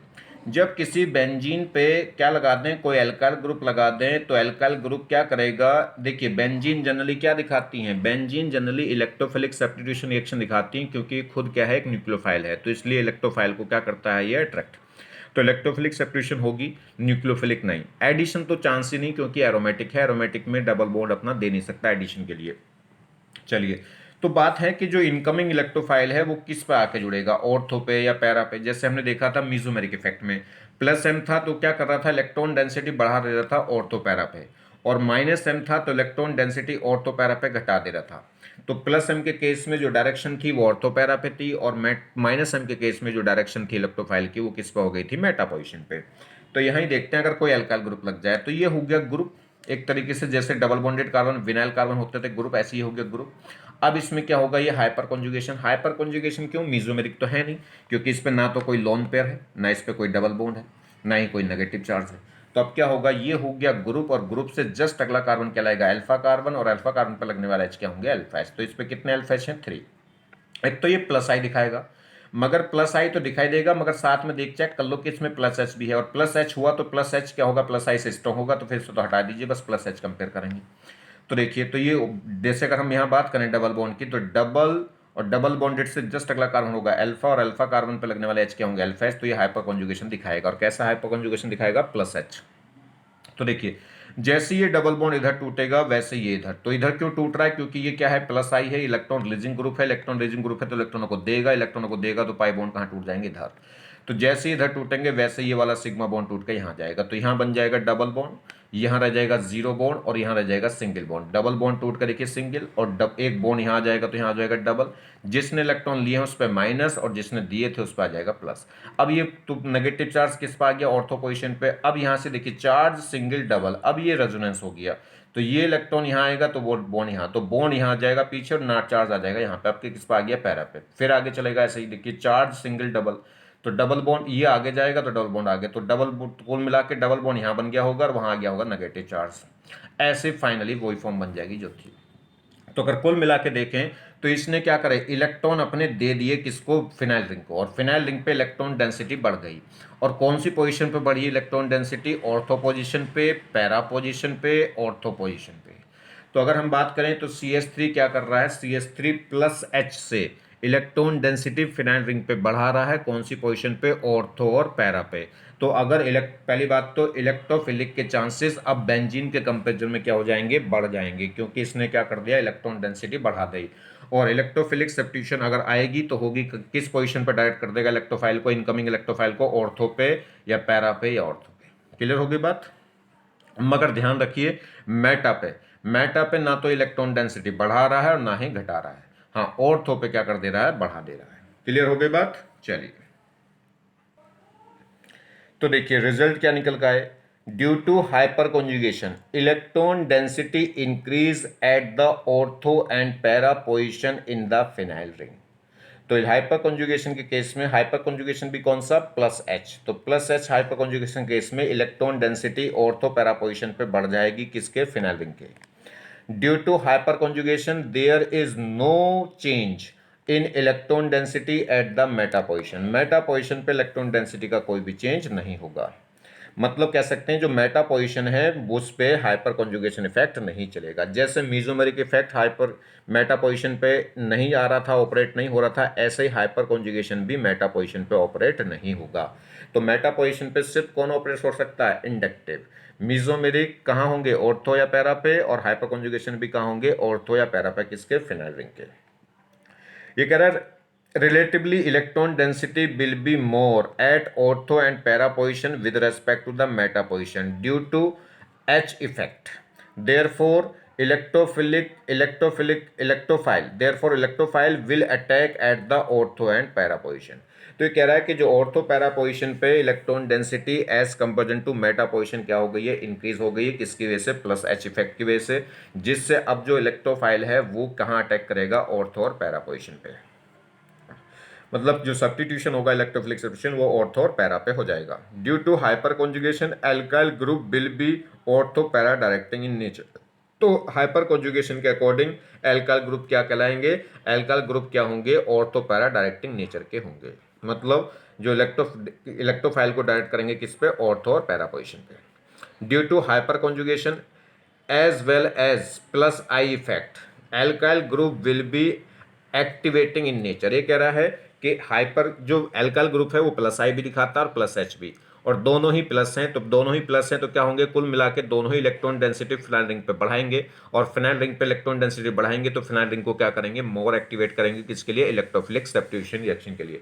इसलिए वो कह रहा है कि जो एल्काइल ग्रुप है वो एक्टिवेटिंग ग्रुप होगा, क्योंकि वो प्लस आई और प्लस एच दोनों दिखा रहा है। Due to hyperconjugation as well as plus I effect alkyl group will be activating. तो एल्काइल ग्रुप क्या है, एक एक्टिवेटिंग नेचर है, क्योंकि हाइपर कॉन्जुगेशन और इंडक्ट इफेक्ट दोनों ही क्या कर रहे हैं, इसकी एक्टिवेटिंग नेचर को शो कर रहे हैं, मतलब प्लस इफेक्ट को दिखा रहे हैं। देखिए जो एल्काइल ग्रुप है आर, ये अगर हाइपर कॉन्जुगेशन देखूं तो इसका क्या है प्लस एच, और इंडक्टिव देखूं तो प्लस आई, तो दोनों ही प्लस है, प्लस का मतलब इलेक्ट्रॉन रिलीजिंग ग्रुप है, इलेक्ट्रॉन रिलीजिंग ग्रुप है तो क्या करेंगे, एक्टिवेटिंग। अगर डायरेक्शन में बात करूं तो डायरेक्शन में सिर्फ किसकी हिस्सेदारी होती है, डायरेक्शन में सिर्फ हाइपर कॉन्जुगेशन डिसाइड करेगा, direction nature hyper conjugation decide करेगा एल्काइल ग्रुप में। जैसे वहां कौन करता था, मिजोमेरिक। डायरेक्शन नेचर सिर्फ और सिर्फ मेसोमेरिक के हाथ में थी, ऐसे यहाँ पे डायरेक्शन सिर्फ और सिर्फ किसके हाथ में है, हाइपर कॉन्जुगेशन के हाथ में। तो अगर हाइपर कॉन्जुगेशन प्लस है तो ऑर्थो पैरा, और माइनस एच हो जाएगा तो मेटा पोजिशन हो जाएगा। तो प्लस एल्काइल ग्रुप क्या दिखाते हैं, प्लस एच, और प्लस एच दिखाएंगे तो ये ऑर्थो पैरा डायरेक्टिंग होंगे। मगर अगर बात करें एक्टिवेटिंग, तो एक्टिवेटिंग नेचर दोनों को मिला के आती है, दोनों के नेचर, दोनों का नेचर भी ओवरऑल क्या है, प्लस है, तो क्या होगा, both are the increasing electron density, तो इसलिए क्या होगा, एक्टिवेटिंग नेचर। तो मैंने आपको बताया था कि जो एक्टिवेटिंग नेचर है वो ओवरऑल जो रिजल्ट आता है सारे ग्रुप का मिला के उससे डिसाइड होती है, और डायरेक्शन नेचर सिर्फ किससे डिसाइड हो जाएगी, मीजोमेरिक इफेक्ट से, और अगर कोई एल्काइल ग्रुप है तो सिर्फ किससे, हाइपर कॉन्जुगेशन से। देखिए ये बहुत ही प्यारा क्वेश्चन है, जरा समझो इसको। ये कह रहा है arrange the following towards electrophilic substitution.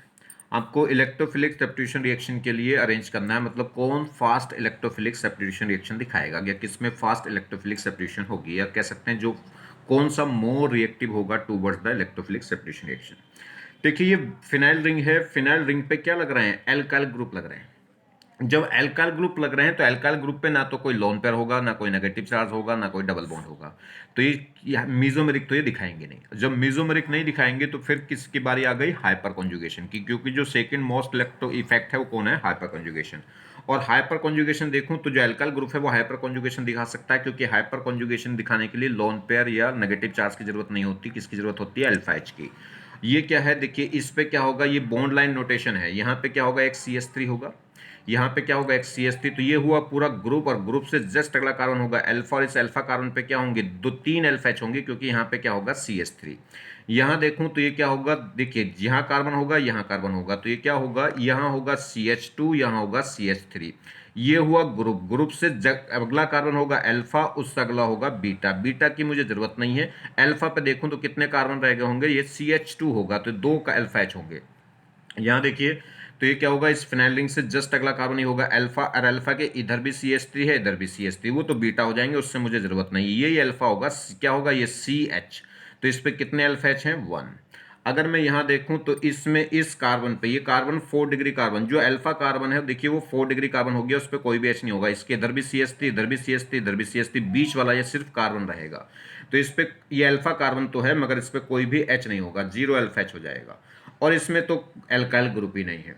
तो बात करें अगर मैं देखूं तो सबसे ज्यादा प्लस एच किस में होगा, इसमें 3 अल्फा एच है, इसमें 2 अल्फा एच है, इसमें कोई भी, इसमें 1 अल्फा एच है, और इसमें 0, इसमें भी 0 अल्फा एच, इसमें भी 0 अल्फा एच। तो आप क्या देख लेंगे, इंडक्टिव फैक्ट, इंडक्टिव फैक्ट, इसमें एल्काइल ग्रुप है तो प्लस आई दिखाएगा, ये प्लस आई तो दिखाएगा, और इसमें तो कोई ग्रुप ही नहीं लग रहा, ग्रुप ही नहीं लग रहा, तो प्लस आई भी क्या हो जाएगा, 0 आई हो जाएगा।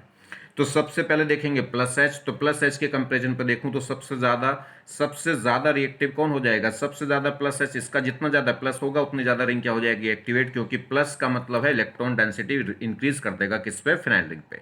जितना ज्यादा प्लस इलेक्ट्रॉन रिलीजिंग ग्रुप लगेगा उतनी ज्यादा इलेक्ट्रॉन डेंसिटी फिनाइल रिंग पे बढ़ जाएगी। तो सबसे पहले आंसर हो गया ए, उसके बाद आएगा बी, बी के बाद आएगा सी, ठीक। ये तो हो गए हाइपर कॉन्जुगेशन के ऑर्डर पे। अब बात करें इन पे, इसमें भी जीरो एल्फा इसमें भी जीरो, तो अब देख लेंगे इंडक्टिव। और इंडक्टिव क्या होगा, इसके पास एक सैचुरेटेड अल्काइल ग्रुप लग रहा है, ठीक है, सिंगल बॉन्डेड कार्बन का अल्काइल ग्रुप, जो क्या दिखाएगा प्लस आई, और इस पर कोई भी ग्रुप नहीं लग रहा, तो ये प्लस आई से थोड़ा सा क्या होगा, इससे ज्यादा रिएक्टिव होगा, तो पहले आ जाएगा डी और लास्ट में आएगा ई।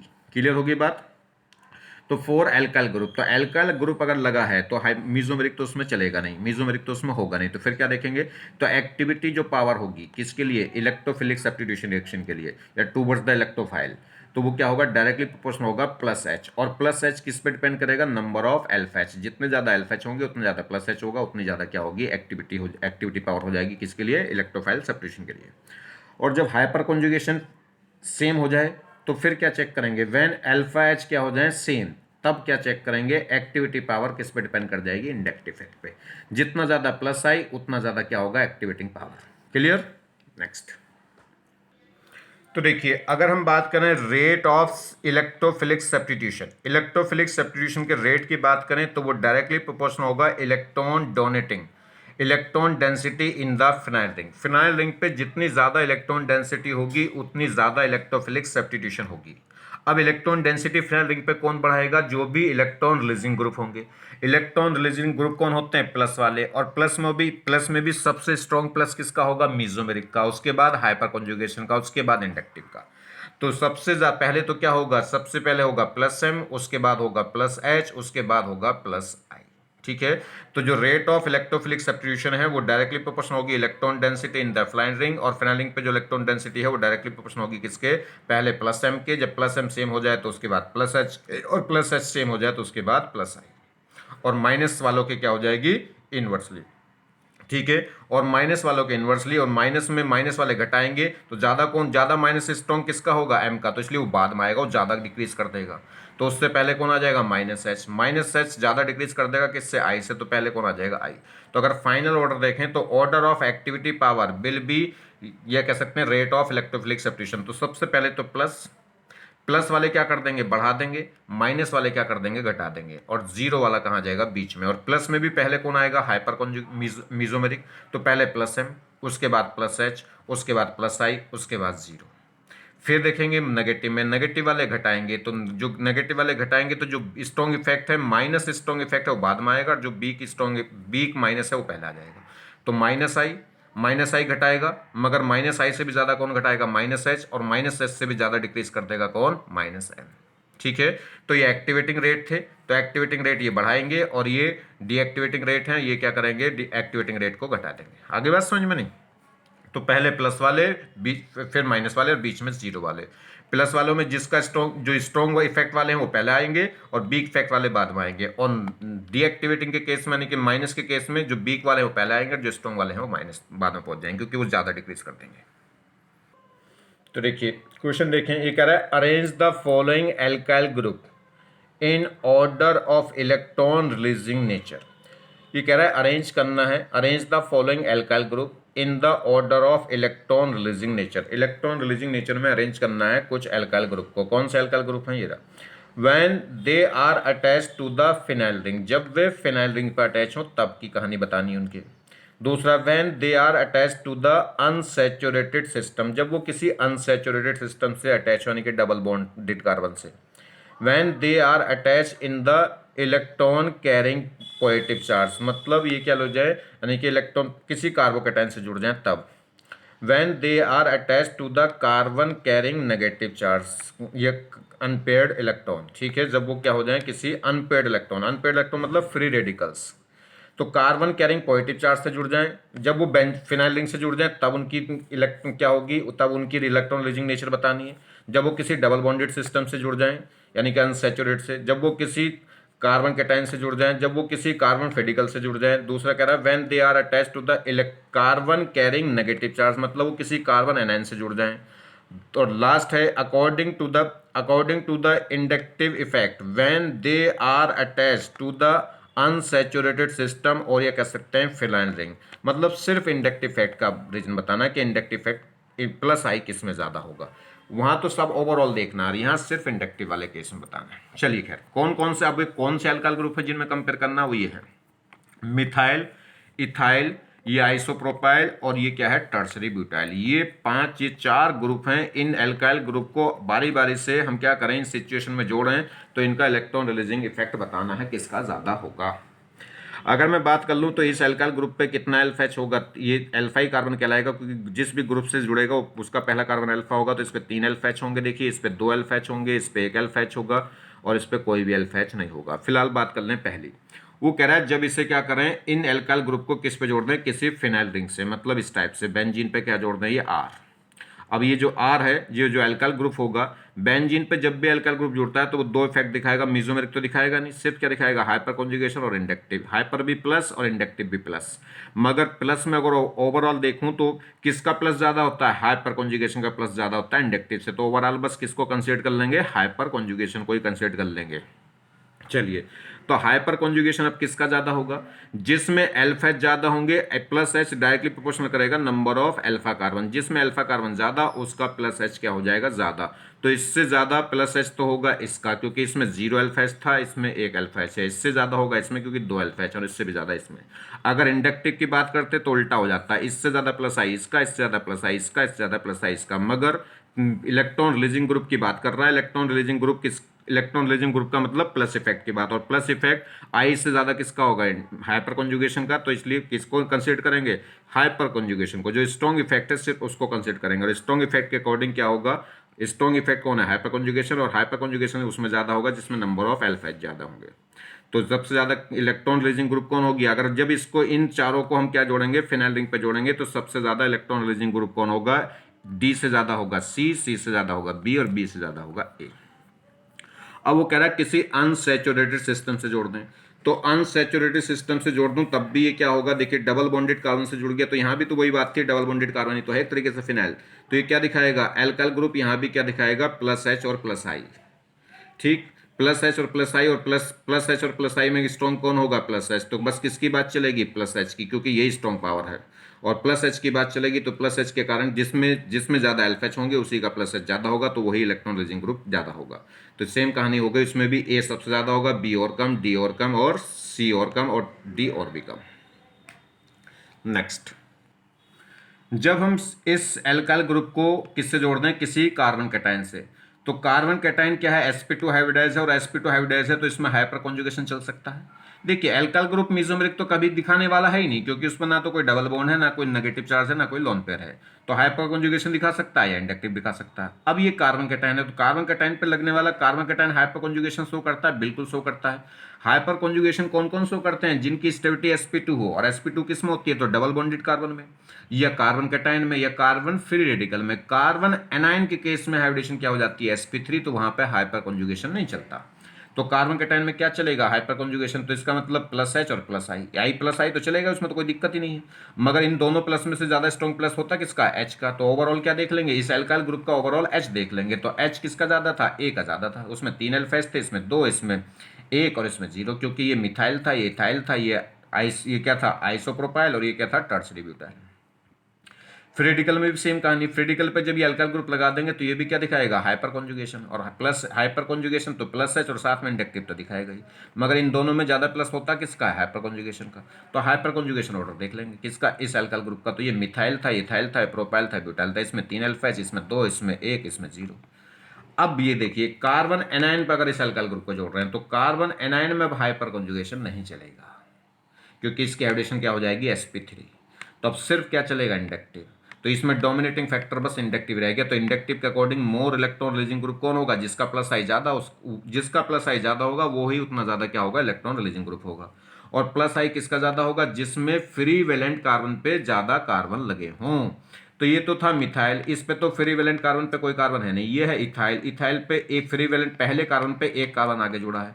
ये क्या था, सेकंड आइसोप्रोपाइल। आइसोप्रोपाइल में फ्री वैलेंट कार्बन एटम पे कितने कार्बन जुड़े थे, 2, और इस पे कितने कार्बन जुड़े थे, 3। तो इससे ज्यादा प्लस आई इसका, इससे ज्यादा इसका, इससे ज्यादा इसका। देखिए मैं दिखाता हूं,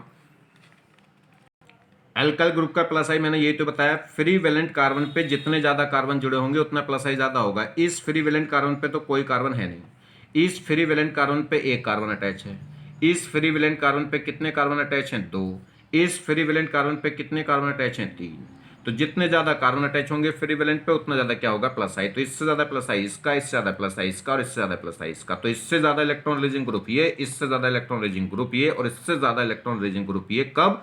जब डोमिनेट फैक्टर कौन है, इंडक्टिव फैक्ट। और अगर डोमिनेट फैक्टर हाइपर कॉन्जुगेशन है तो इससे ज्यादा इलेक्ट्रॉन रिलीजिंग ग्रुप ये था, और इससे ज्यादा ये था, इससे ज्यादा ये था। वो डिपेंड कर रहा था नंबर ऑफ अल्फा एच पे।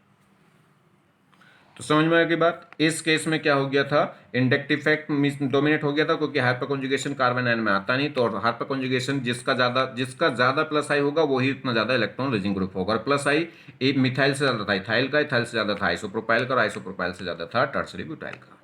अब ये कह रहा था केवल ओनली इंडक्टिव फैक्ट जब कंसीडर करें लास्ट इफेक्ट में, तो इंडक्टिव फैक्ट जब कंसीडर करेंगे तो इंडक्टिव फैक्ट का तो ऑर्डर आपने देख ही लिया अभी। मिथाइल से ज्यादा इथाइल का, इथाइल से ज्यादा प्रोपाइल का, आइसोप्रोपाइल का, आइसोप्रोपाइल से ज्यादा टर्सरी ब्यूटाइल का। तो जितना ज्यादा प्लस आई बढ़ता जाएगा वैसे वैसे क्या होगा, जैसे जैसे फ्री वैलेंट कार्बन पे कार्बन बढ़ते जाएंगे वैसे वैसे प्लस आई बढ़ता जाएगा। जैसे जैसे प्लस आई बढ़ेगा वैसे वैसे electron density, electron releasing tendency क्या होगी ग्रुप की, बढ़ती जाएगी। कब? जब केवल इंडक्टिव फैक्ट कंसीडर कर रहे हैं तब। आगे बात समझ में कि नहीं? तो बस ये बात बड़ी इंपॉर्टेंट है, ध्यान रखना है कि जो कार्बन कैटायन है, कार्बन फिडिकल है या एल्कीन है, तो उस केस में तो एल्काइल ग्रुप क्या दिखाते हैं, हाइपर कॉन्जुगेशन। मगर जब वो कार्बन एनायन से डायरेक्टली जुड़ जाए तो उस केस में वो हाइपर कॉन्जुगेशन नहीं दिखा पाता, क्योंकि कार्बन एनायन में हाइपर कॉन्जुगेशन इफेक्ट नहीं चलता। हाइपर कॉन्जुगेशन इफेक्ट वहीं चलेगा जहां पे प्लेनर स्ट्रक्चर हो, मतलब sp2 हाइब्रिडाइज में। Arrange the following carbocation in the order of stability. ये कुछ कार्बोकैटायन है, इनकी स्टेबिलिटी ऑर्डर लिखना है। तो देखिए ये इतना पार्ट तो सब में सेम है। बेंजाइलिक कार्बोकैटायन बोलेंगे इसे, बेंजीन के जस्ट अगले कार्बन प्लस है तो ये बेंजाइलिक कार्बोकैटायन हो गया। ये भी बेंजाइलिक कार्बोकैटायन है मगर इस पर एक ग्रुप लगा है, ये मिथाइल। ये भी बेंजाइलिक कार्बोकैटायन है, इस पर ग्रुप लगा है इथाइल। और ये बेंजाइलिक कार्बोकैटायन है, इस पर एक ग्रुप लगा है, ये टर्सरी ब्यूटाइल। और एक ये है, ठीक। तो वो कह रहा है कि इसमें क्या करना है, स्टेबिलिटी ऑर्डर देखना है। तो स्टेबिलिटी ऑर्डर सबसे पहले तो मैं देखता हूँ सोर्स एटम, क्योंकि उसने कार्बन कैटायन बोल दिया। तो कार्बन कैटायन का मतलब कार्बन पे प्लस है, तो इसका मतलब सोर्स एटम तो सब सेम हो गए। तो इसमें भी C प्लस, इसमें भी C प्लस, इसमें भी C प्लस, सब में C प्लस है, तो एटम तो सेम हुआ। अब बात करते हैं एस, जब एटम सेम हो जाए तो S character. Single bonded carbon cation sp2 sp2 sp2 sp2 sp2, सबकी हाइब्रिडेशन भी सेम है sp2। जब s करेक्टर भी सेम तो आप देखते हैं इलेक्ट्रॉनिक इफेक्ट। इलेक्ट्रॉनिक इफेक्ट में सबसे पहले देखेंगे मीजोमेरिक।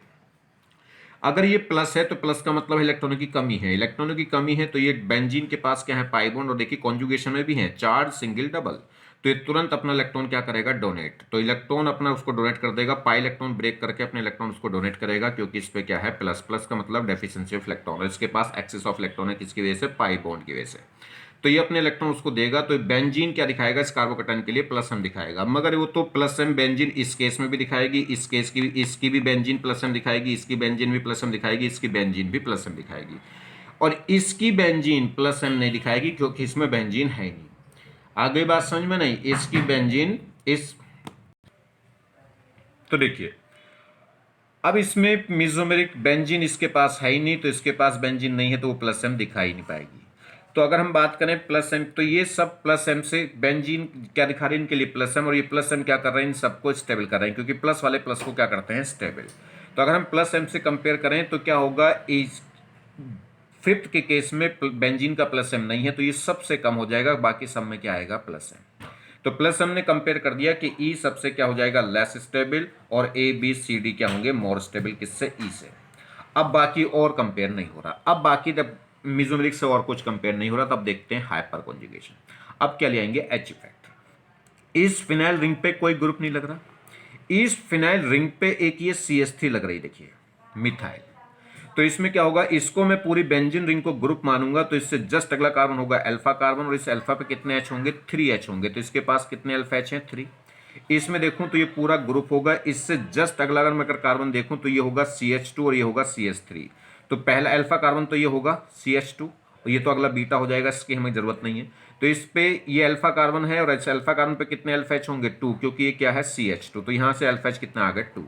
यहां अगर हम देखें तो इस कार्बन पे ये जो कार्बन, जो टर्म, जो क्रॉसिंग कार्बन है मिडिल का, तो ये क्या होगा, अल्फा कार्बन होगा, और अल्फा कार्बन है, और इधर आ गई ये बीटा, ये बीटा, ये बीटा, ये अल्फा कार्बन है। मगर इस अल्फा कार्बन पे कोई भी H नहीं रहा, क्योंकि ये कार्बन ऑलरेडी क्या हो गया, 4 डिग्री हो गया। तो 4 डिग्री कार्बन पे कोई भी H नहीं होता। तो इसके पास अल्फा एच कितने हुए, 0। ठीक, तो अगर हम बात कर लें तो अल्फा एच के बेसिस पे तो सबसे ज़्यादा स्टेबल कौन हो गया, जिसमें जितने ज़्यादा अल्फा एच हैं, तो इसके पास प्लस एच ज़्यादा होगा, जितना ज़्यादा प्लस इफेक्ट उतना ज़्यादा स्टेबल कार्बोकैटायन। तो सबसे पहले इसमें आ गया सेकेंड बी, बी के बाद कौन आ जाएगा, सी, सी के बाद कौन आ जाएगा, अगर हम बात करें तो इसके पास ना, इसके पास भी कोई अल्फा एच नहीं है और इसके पास भी कोई अल्फा एच नहीं है, तो इनको तो अभी बात नहीं करेंगे। तो हाइपर कॉन्जुगेशन ने ये बता दिया कि बी ज्यादा है किससे, सी से। तो हाइपर कॉन्जुगेशन ने बता दिया कि बी ज्यादा है सी से और ई सबसे कम है, वो तो मीजोमेरिक ने बता दिया था। रह गए डी और ए। डी और ए की बात करूं तो इसके पास भी कोई हाइपर कॉन्जुगेशन नहीं है, इसके पास भी 0 अल्फा एच है क्योंकि कोई अल्काइल ग्रुप नहीं है। इसके पास अल्काइल ग्रुप तो लग रहा है मगर उस अल्काइल ग्रुप पे कोई भी 0 कोई भी अल्फा एच नहीं है, तो ये दोनों हाइपर कॉन्जुगेशन से कंपेयर नहीं हो रहे। तो अब क्या देख लो, इंडक्टिव फैक्ट। अब थर्ड नंबर पे क्या आएगा, इंडक्टिव। इसके पास कोई अल्काइल ग्रुप नहीं है तो कोई ना प्लस आई ना कोई माइनस आई। इसके पास ये सैचुरेटेड अल्काइल ग्रुप लग रहा है और सैचुरेटेड अल्काइल ग्रुप क्या दिखाएंगे, प्लस आई, और प्लस वाले क्या करेंगे, थोड़ा सा कार्बन कैटायन को क्या कर देंगे, स्टेबल। तो प्लस आई वाले पहले आ जाएंगे किससे, 0 इफेक्ट वाले से। तो इसलिए क्या हो गया, डी पहले आ जाएगा किससे, ए से। तो डी पहले हो जाएगा ए से, किसने बता दिया, प्लस आई इफेक्ट ने। देखिए अरेंज द स्टेबिलिटी, ये कार्बोकैटायन है सब। इसमें अगर बात करूं ये बेंजालिक है, ये भी बेंजालिक है, ये भी बेंजालिक है, ये भी बेंजालिक है, ये बेंजालिक नहीं है। सबसे पहले तो हम देखते हैं सोर्स एटम, क्योंकि उसने कार्बन कैटायन कहा तो सभी में कार्बन कार्बन हो गया, तो सोर्स एटम तो सेम। बात कर लें हाइब्राइड, जब एटम सेम है तो एस करेक्टर चेक करिए, एस करेक्टर भी सेम है सब में, single bonded carbon cation, single bonded carbon cation, single bonded carbon cation, single bonded carbon cation, तो एस करेक्टर भी सबका सेम। तो अब क्या देखेंगे, मीजोमेरिक इफेक्ट। अब जब एस करेक्टर भी सेम हो जाए तो हम इलेक्ट्रॉनिक इफेक्ट पे जाते हैं, और इलेक्ट्रॉनिक इफेक्ट में सबसे पहले देखते हैं मीजोमेरिक, मीजोमेरिक के बाद हाइपर कॉन्जुगेशन, हाइपर कॉन्जुगेशन के बाद इंडक्टिव। तो पहले मीजोमेरिक देखें। इसमें क्या होगा, ये कार्बन कैटायन का मतलब इलेक्ट्रॉनों की कमी है, तो चार्ज सिंगल डबल, तो इसके पास तो इलेक्ट्रॉन है नहीं, इसके पास इलेक्ट्रॉन है पाई बॉन्ड में, तो ये इलेक्ट्रॉन रिलीज करेगा, तो ये क्या दिखाएगा, बेंजीन क्या दिखाएगा, प्लस एम इसके लिए, इसका बेंजीन भी प्लस एम दिखा देगा इसके लिए, इसका बेंजीन भी प्लस एम दिखा देगा इसके लिए, इसका बेंजीन भी प्लस एम दिखा देगा इसके लिए, मगर इसमें बेंजीन नहीं है। बेंजीन तो नहीं है मगर ओ तो है। मैंने आपको बताया था अगर कार्बन कैटायन के पास वाले एटम पे लोन पर आ जाए तो वो सबसे ज्यादा स्टेबल कार्बोकैटायन हो जाता है, उससे ज्यादा स्टेबल कार्बन कैटायन नहीं होता कोई। क्यों, क्योंकि ये ऑक्टेट कंप्लीट कर लेता है। देखिए तो इस कार्बन कैटायन पे पास वाले एटम पे लोन पेयर है, ये लोन पेयर तो फटाक से इलेक्ट्रॉन डोनेट करेगा, तो बहुत ज्यादा प्लस, बहुत स्ट्रॉन्ग प्लस एम हो जाएगा इसका। बेंजीन में जो प्लस एम है वो सी डबल बॉन्ड सी का है, जबकि यहाँ पे क्या है, लोन पेयर का प्लस एम है। लोन पेयर का प्लस एम हमेशा ज्यादा होता है डबल बॉन्ड वाले से, क्योंकि डबल बॉन्ड में देखिए पाई बॉन्ड जल्दी इलेक्ट्रॉन डोनेट करने की टेंडेंसी रखता है कि लोन पेयर, तो पाई बॉन्ड से ज्यादा लोन पेयर में, लोन पेयर से भी ज्यादा किसमें होती है, अगर किसी पर नेगेटिव चार्ज हो तो सबसे ज्यादा electron donating tendency negative charge की, उससे ज्यादा, उससे कम होगी लोन पेयर की, लोन पेयर से भी कम होती है डबल बॉन्ड की, क्योंकि डबल बॉन्ड में तो बॉन्ड तोड़ के जब इलेक्ट्रॉन रिलीज होंगे, और इसमें तो फ्री पड़े इलेक्ट्रॉन। तो इससे भी बेंजीन के प्लस एम से भी ज्यादा प्लस एम किसका है, इसका है। और वैसे भी एक बात देखिए, जैसे ही इलेक्ट्रॉन डोनेट कर देगा तो यहाँ डबल बॉन्ड बनेगा और यहाँ आ जाएगा प्लस, और मैंने बताया था जिस पे प्लस आ गया उसका भी इस केस में ऑक्टेट कंप्लीट हो जाता है, इसका तो ऑक्टेट कंप्लीट हो ही गया, और जिस एटम पे प्लस आ गया उसमें ऑक्टेट क्या हो गया, कंप्लीट। तो इसमें सारे एटमों का ऑक्टेट कंप्लीट हो जाता है, तो ये मोर स्टेबल हो जाता है। तो वैसे भी कहेंगे जो O का प्लस एम है वो सी डबल बॉन्ड सी से क्या होगा, ज्यादा, क्योंकि इसके पास लोन पेयर है, लोन पेयर है तो फ्री इलेक्ट्रॉन है, वो आराम से जल्दी इजीली क्या कर देंगे, लोन पेयर को डोनेट कर देंगे। तो एक और बात ध्यान रखनी इसमें, बाकी अगर हम देखें कोई भी आप कंपाउंड पकड़ेंगे तो उसमें जिस भी एटम पे प्लस आ जाएगा उसका ऑक्टेट इनकम्प्लीट रह जाता है, जहां जहां भी प्लस आएगा उसका ऑक्टेट इनकम्प्लीट रहेगा। मगर इसमें जैसे ही ओ ने लोन पे डोनेट करे, ओ पे प्लस आया तो ओ पे प्लस आने के बावजूद भी इसका ऑक्टेट कंप्लीट रहता है, तो ये मोर स्टेबल हो जाता है, ध्यान रखना। ठीक है, इसका तो देखिए इसमें यहाँ ऑक्टेट कंप्लीट नहीं था और यहाँ ऑक्टेट कंप्लीट था, और जब ये इलेक्ट्रॉन देने के बाद अभी भी इसका ऑक्टेट कंप्लीट है, 1 2 3, 3 तो क्या हो गए बॉन्ड, और एक अभी भी लोन पेयर इस पे बचा है, क्योंकि ओ पे 2 लोन पेयर होते हैं, तो 3 बॉन्ड और एक लोन पेयर, इसका मतलब 8 इलेक्ट्रॉन, और इस पे भी देखिए कितना हो गए, 4 बॉन्ड हो गए, 1 2 3 बॉन्ड तो दिखाई दे रहे हैं आपको, और एक बॉन्ड क्या होगा, CH के बीच का, तो इसका भी ऑक्टेट कंप्लीट, इसका भी ऑक्टेट कंप्लीट। चलिए तो सबसे ज्यादा स्टेबल कौन हो गया, प्लस एम ने बता दिया कि सबसे ज्यादा प्लस एम किसके पास है, ई के पास, क्योंकि इसमें क्या है, ओ का प्लस एम है जबकि उसमें सी डबल बॉन्ड सी का है, तो प्लस एम किसका ज्यादा होगा, OCH3 का प्लस एम ज्यादा होगा सी डबल बॉन्ड सी से या फिनाइल रिंग से, क्योंकि उसमें पाई बॉन्ड को ब्रेक करके इलेक्ट्रॉन डोनेट करने पड़ते हैं, जबकि इसमें लोन पेयर के इलेक्ट्रॉन डोनेट होंगे, लोन पेयर जल्दी इलेक्ट्रॉन डोनेट कर देता है as compare to pi bond. तो अगर मीजोमेरिक के इफेक्ट की बात करें तो मीजोमेरिक इफेक्ट से क्या हो गया, ई सबसे ज्यादा जीत गया ए बी सी डी से।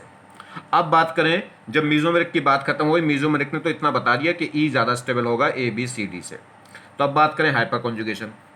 इस एल फिनाइल रिंग पे क्या लग रहा है, एक CH3, इस पे क्या लग रहा है, एक CH3, इस पे भी एक लग रहा है इथाइल और इस पे भी एक इथाइल लग रहा है। ध्यान दीजिए, मेटा पोजीशन, ऑर्थो और पैरा पोजीशन पे तो हाइपर कॉन्जुगेशन चलता है, मगर मेटा पोजीशन पे हाइपर कॉन्जुगेशन नहीं चलता, क्योंकि जो हाइपर कॉन्जुगेशन है +H वो इलेक्ट्रॉन डेंसिटी बढ़ाता है या घटाता है ऑर्थो और पैरा पे। मेटा पोजीशन पे कोई भी इलेक्ट्रॉन डेंसिटी इफेक्ट नहीं करता, तो मेटा पोजीशन पे हाइपर कॉन्जुगेशन या मीजोमेरिक इफेक्ट ऑपरेट नहीं होते। तो अब हाइपर कॉन्जुगेशन देख लो, तो इसमें हाइपर कॉन्जुगेशन चलेगा क्योंकि ये पैरा पे है, इसमें हाइपर कॉन्जुगेशन चलेगा ही नहीं क्योंकि मेटा पे है, इसमें हाइपर कॉन्जुगेशन चलेगा क्योंकि ये पैरा पे है, इसमें हाइपर कॉन्जुगेशन नहीं चलेगा क्योंकि ये मेटा पोजीशन पे। तो इसमें चलेगा और इसमें हाइपर कॉन्जुगेशन देखो तो ये CH3 है और ये CH3 है, तो कितने अल्फा एच होंगे, 3। इसमें ये CH2 CH3 है, तो इसमें जो अल्फा कार्बन होगा वो बीच का होगा, ये CH2, तो इसमें कितने अल्फा एच होंगे, 2। जितने ज्यादा अल्फा एच उतना ज्यादा +H, और जितना ज्यादा +H उतना ज्यादा स्टेबल कार्बोकैटायन। तो ए ज्यादा हो गया किससे, सी से। ए ज्यादा हो गया सी से, क्योंकि इसमें 2 अल्फा एच है, उसमें 3। तो हाइपर कॉन्जुगेशन ने बता दिया कि ए ज्यादा हो गया सी से। अब बचे बी और डी। जब हाइपर कॉन्जुगेशन खत्म हो गया तो अब देखो इंडक्टिव, बी और सी बचे हैं, बी और डी बचे हैं, इसमें भी +I और इसमें भी +I, क्योंकि मेटा पोजीशन पे हाइपर कॉन्जुगेशन नहीं चलता। अब ये CH3 का +I है और वो C2H5 का, तो C2H5 का +I ज्यादा होगा कि CH3 का, तो जिसमें ज्यादा कार्बन है C2H5 का +I ज्यादा होता है किससे, CH3 से। तो इसका +I ज्यादा, जितना ज्यादा +I उतना ज्यादा क्या होगा, स्टेबल कार्बन कैटायन। तो D ज्यादा स्टेबल हो जाएगा किससे, B से। तो D ज्यादा स्टेबल हो गया B से। Next, arrange the following stability. ये भी कार्बोकैटायन है, इनकी स्टेबिलिटी अरेंज करनी है। और ये क्या है, देखिए अगर हम बात करें इस कार्बन कैटायन को, ये फिनाइल रिंग अपने इलेक्ट्रॉन डोनेट करेगा तो +M दिखाएगा। बेंजीन फिनाइल रिंग इसके लिए क्या दिखाएगा, +M, तो इसमें भी +M, इसमें भी +M। तो बेंजीन तो सभी में है, ऐसे कह लीजिए कि तीनों की मम्मी प्रेजेंट है। मम्मी तो हर एक की मम्मी क्या करेगी, हर अपने बच्चे को तो प्यार करेगी। तो ये तो सब में सेम है, इसकी भी मम्मी इसको प्यार करती है, इसकी मम्मी भी इसको प्यार कर रही है, यानी कि ये इसकी फिनाइल रिंग भी इसको इलेक्ट्रॉन दे रही है, इसकी फिनाइल रिंग भी इसको इलेक्ट्रॉन दे रही है, इसकी फिनाइल रिंग भी इसको इलेक्ट्रॉन दे रही है, इसकी फिनाइल रिंग भी इसके लिए +M दिखा रही है, इसके लिए भी +M, इसके लिए। तो इसकी +M तीनों में फिनाइल रिंग का वो तो कॉमन है, तो उससे तो कंपेयर होगा नहीं। कंपेयर अब इस पर होगा फिनाइल रिंग पे जो ग्रुप लग रहे हैं, फिनाइल रिंग पे जो ग्रुप लग रहे हैं, फिनाइल रिंग पे जो ग्रुप लग रहे हैं। बात उस पर होगी कि मम्मी पे जो पैसे हैं वो कौन सी मम्मी पे पैसे ज्यादा हैं, जिससे बच्चे को पैसे ज्यादा दे देगी। ठीक है, तो देखिए इस पे तो क्या है, अब ये एल्काइल ग्रुप है। एल्काइल ग्रुप में सबसे पहले क्या देखूंगा, हाइपर, भाई सब इलेक्ट्रॉनिक इफेक्ट देखेंगे। मीजोमेरिक देखो, मीजोमेरिक तो इसमें चलता नहीं एल्काइल ग्रुप में, तो क्या देखो हाइपर कॉन्जुगेशन। और हाइपर कॉन्जुगेशन चलेगा, एल्काइल ग्रुप का हाइपर कॉन्जुगेशन चलेगा जब वो फिनाइल रिंग से जुड़ा है। तो ये हो गया ग्रुप से जस्ट अगला कार्बन अल्फा कार्बन, ये अल्फा कार्बन, तो ये अल्फा कार्बन होगा। अल्फा कार्बन पर लगने वाले H क्या होंगे, अल्फा H। अब इसमें प्रोटियम है, इसमें ड्यूटेरियम है, इसमें ट्राइट्रियम है। अब अगर मैं बात करूं हाइपर कॉन्जुगेशन की, इंडक्टिव की बात करूं तो H से ज्यादा D का, D से ज्यादा T का, मगर हाइपर कॉन्जुगेशन की बात करूं तो T से ज्यादा होता है D का और D से ज्यादा होता है H का, तो इसका ही हाइपर कॉन्जुगेशन ज्यादा होगा। अल्फा H इसमें भी 3 है, इसमें भी 3 है, इसमें भी 3 है, मगर इसमें H है, इसमें ड्यूटेरियम है, इसमें ट्राइटियम है। और हाइपर कॉन्जुगेशन H का ज्यादा होता है ड्यूटेरियम से, ड्यूटेरियम का ज्यादा होता है ट्राइटियम से, तो इसमें +H ज्यादा होगा। जिसमें +H ज्यादा होगा उसका स्टेबल कार्बन कैटायन ज्यादा स्टेबल हो जाएगा। तो A ज्यादा स्टेबल होगा B से और B ज्यादा स्टेबल होगा C से। क्लियर होगी बात। तो हाइपर कॉन्जुगेशन CH3 का बड़ा होगा CD3 से और CD3 का बड़ा होगा CT3 से। अगर इंडक्टिव की बात करूंगा तो इसका ज्यादा होता है।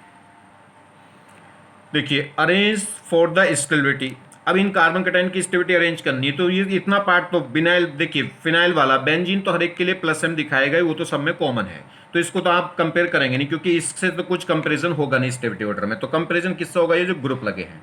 अब ये जो ग्रुप लगे हैं, ये ग्रुप कौन है, एल्काइल ग्रुप। एल्काइल ग्रुप क्या दिखाते हैं, मीजोमेरिक तो दिखाते नहीं, या तो हाइपर कॉन्जुगेशन दिखाएंगे या इंडक्टिव। अब ये लगे किस पे है, मेटा पे, और मेटा पे हाइपर कॉन्जुगेशन या मीजोमेरिक ऑपरेट नहीं होता। तो अब सिर्फ क्या बचा, इंडक्टिव बचा। और इंडक्टिव किसका होगा, CH3 से, H से ज्यादा इंडक्टिव होता है D का और D से ज्यादा होता है T का। तो CH3 से ज्यादा +I होगा CD3 का और CD3 से ज्यादा +I होगा CT3 का। तो इससे ज्यादा +I इसमें, इससे ज्यादा +I इसमें। जैसे जैसे प्लस इफेक्ट बढ़ेगा वैसे वैसे स्टेबिलिटी ऑफ कार्बन कैटायन भी बढ़ जाएगी। तो C ज्यादा स्टेबल होगा B से और B ज्यादा स्टेबल होगा A से। क्लियर होगी बात। तो +I इफेक्ट देखूं तो उल्टा हो जाएगा, CH3 से ज्यादा CD3 का, CD3 से ज्यादा CT3 का। नेक्स्ट, अरेंज द स्टेबिलिटी, ये भी कार्बन कैटायन है। अब यहाँ पे फिर एल्काइल ग्रुप है। एल्काइल ग्रुप इसमें किस पे है, पैरा पे, इसमें क्या है मेटा पोजीशन पे, और इसमें क्या है ऑर्थो पे। अगर मैं बात करूं तो देखो इतना पार्ट बेंजालिक वाला पार्ट तो सेम है, बेंजीन सबके लिए प्लस एम दिखाएगी, वो तो तीनों की मम्मी प्लस एम दिखाएंगी उसके लिए। तो बात कर लें इन पे, तो यहाँ पे जो ग्रुप है इस पे भी एल्काइल ग्रुप, इस पे भी एल्काइल ग्रुप और इस पे भी एल्काइल ग्रुप। एल्काइल ग्रुप क्या दिखाता है, मीजोमेरिक तो दिखाता नहीं, या तो हाइपर कॉन्जुगेशन दिखाएगा या इंडक्टिव। अब ये किस पे लगा है, अब इंडक्टिव में भी पहले किसको देखेंगे, पहले हाइपर कॉन्जुगेशन को, क्योंकि हाइपर कॉन्जुगेशन स्ट्रॉन्ग होता है किससे, इंडक्टिव से। तो ये किस पे लगा, पैरा पोजीशन पर, पैरा पोजीशन पे है तो क्या दिखा सकता है, हाइपर कॉन्जुगेशन, और कितने अल्फा एच इसमें 3। ये किस पे लग गया, मेटा पे, मेटा पे तो हाइपर कॉन्जुगेशन चलता नहीं, तो बस ये सिर्फ इंडक्टिव दिखाएगा प्लस आई। यहाँ लग गया ऑर्थो पे, ऑर्थो पे क्या होगा, ऑर्थो पे हाइपर कॉन्जुगेशन आएगा तो क्या हो जाएगा प्लस एच। अब बात करें तो पहले तो हाइपर कॉन्जुगेशन, तो हाइपर कॉन्जुगेशन क्या कह रहा है कि ए में चल रहा है और सी में चल रहा है, बी में तो हाइपर कॉन्जुगेशन आ नहीं रहा, तो प्लस एच ज्यादा स्टेबल होता है किससे, प्लस आई से। तो कहने का मतलब है कि प्लस एच ने बता दिया कि ए और सी ज्यादा स्टेबल होंगे बी से, क्योंकि इसमें प्लस एच और इसमें सिर्फ प्लस आई है। अब बात कर लें ए और सी में, तो हाइपर कॉन्जुगेशन तो ये बता दिया। अब तो इंडक्टिव देख लो, अब इसका इंडक्टिव ज्यादा है कि इसका इंडक्टिव ज्यादा है, तो इंडक्टिव तो प्लस आई तो ये भी दिखाएगा और ये भी दिखाएगा, मगर इस ये क्या है, सोर्स ग्रुप से दूर है, और जितना दूर होगा तो इसका प्लस आई उतना कम होगा, और ये सोर्स ग्रुप के पास है। मैंने आपको बताया था ऑर्थो इफेक्ट पे इंडक्टिव इफेक्ट ज्यादा होता है एज कंपेरिजन टू पैरा, क्यों, क्योंकि पैरा पोजीशन पे तो आते आते इंडक्टिव इफेक्ट ऑलमोस्ट क्या हो जाता है, जीरो। ऐसे समझ लो कि इसमें सिर्फ क्या है प्लस एच, और प्लस आई इसका ऑलमोस्ट क्या हो जाएगा, जीरो। तो इसमें सिर्फ प्लस एच है, मगर ये ऑर्थो पोजीशन पे सोर्स के पास है, तो इसमें प्लस एच और साथ में प्लस आई भी, मतलब इसका जो आई है वो क्या होगा, कंसीडर कर सकते हैं उसका प्लस आई बहुत बहुत ज्यादा कमजोर हो जाएगा, क्योंकि बहुत दूर हो गया, बहुत कमजोर क्या, जीरो ही हो जाएगा। तो ऐसे समझिए इसमें प्लस एच और प्लस आई है, इसमें प्लस एच है और इसमें प्लस एच और प्लस आई है, तो ऑर्थो इफेक्ट पे क्या होगा, प्लस आई थोड़ा ज्यादा हो जाएगा, तो इसलिए इसमें प्लस इफेक्ट थोड़ा सा ज्यादा होगा। ऐसे समझो प्लस एच और प्लस आई, उसमें सिर्फ प्लस एच, तो इसलिए इसका प्लस आई ज्यादा हो गया, तो सी ज्यादा स्टेबल हो जाएगा ए से। क्लियर हो गई बात। तो ये हाइपर कॉन्जुगेशन हमने पढ़ लिया। हाइपर कॉन्जुगेशन में अभी रह गया है रिवर्स हाइपर कॉन्जुगेशन, जब अल्फा एच की जगह अल्फा हेलोजन हो जाती है, और अल्फा हेलोजन हो जाती है तो उसमें क्या होगा, माइनस एच चलेगा, या कह सकते हैं रिवर्स हाइपर कॉन्जुगेशन। वो हम पढ़ेंगे नेक्स्ट लेक्चर में। आप ध्यान दीजिए बहुत ही, अब मैंने आपको क्या कहा है, सॉफ्टली पढ़ते जाइए, बिल्कुल सॉफ्टली, ठीक है, कोई टेंशन लेने की जरूरत नहीं है, कुछ भी सोचने की जरूरत नहीं है कि सिलेक्शन होगा कि नहीं होगा, नंबर अच्छे आएंगे या कम आएंगे। ध्यान दीजिए एक और बात, मैं इस पे लिख रहा हूं कि 11th क्लास का ये टॉपिक 11th क्लास का, मगर ध्यान रखिए 12th क्लास की या ऑर्गेनिक आप अगर पढ़ेंगे, ऑर्गेनिक आप करना चाहते हैं तो इसके बगैर ऑर्गेनिक हो ही नहीं सकती, ये आपको जीओसी सीखना ही सीखना पड़ेगा। तो अगर जो बच्चे 12th क्लास में आए हैं तो वो क्या करेंगे, 12th क्लास की ऑर्गेनिक पे जब ही जाएंगे जब वो पहले इस जीओसी को अच्छे से कर लेंगे, नहीं तो आपको ऑर्गेनिक नहीं आएगी। ऑर्गेनिक आपको आएगी तो रटनी पड़ेगी, और रटनी वाली चीज आप समझ जाइए। अगर आपको रटना पड़े कि आपको आपसे कोई कह के ध्यान रख दिए तेरे पापा हैं, तो बात थोड़ी अजीब हो जाएगी ना, कि पापा कौन है ये बात रटनी पड़ेगी, ठीक है। मम्मी कौन है उसका फोटो जेब में रखना पड़ेगा, मैच करना पड़ेगा कि मम्मी है कि कोई और, तो ये बात तो गड़बड़ हो जाएगी, है ना। तो थोड़ा सा क्या है कि ऑर्गेनिक, अगर 12th की ऑर्गेनिक में आप जाएंगे तो इसके लिए पहले आपको जीओसी अच्छे से सीखनी ही पड़ेगी, और अच्छे से सीखने की जरूरत नहीं है, आपको कुछ करने की जरूरत नहीं है, आप बस सिर्फ लेक्चर देखते जाइए, लेक्चर भी बस सिर्फ देखते जाइए, ठीक है, और कोई दिक्कत नहीं है। कोई बात नहीं समझ में आती छोड़िए, कोई दिक्कत नहीं है, 1000 बार आएगी इसमें, ठीक है, वो आपको आ ही जाएगी। कैसे आएगी इसकी टेंशन आप मत लीजिए, आप तो बिल्कुल ऐसे बैठ जाइए नॉर्मल, एकदम न्यूट्रल, ठीक है, जैसे एकदम मूवी देख रहे हो वैसे। चलिए, थैंक्स।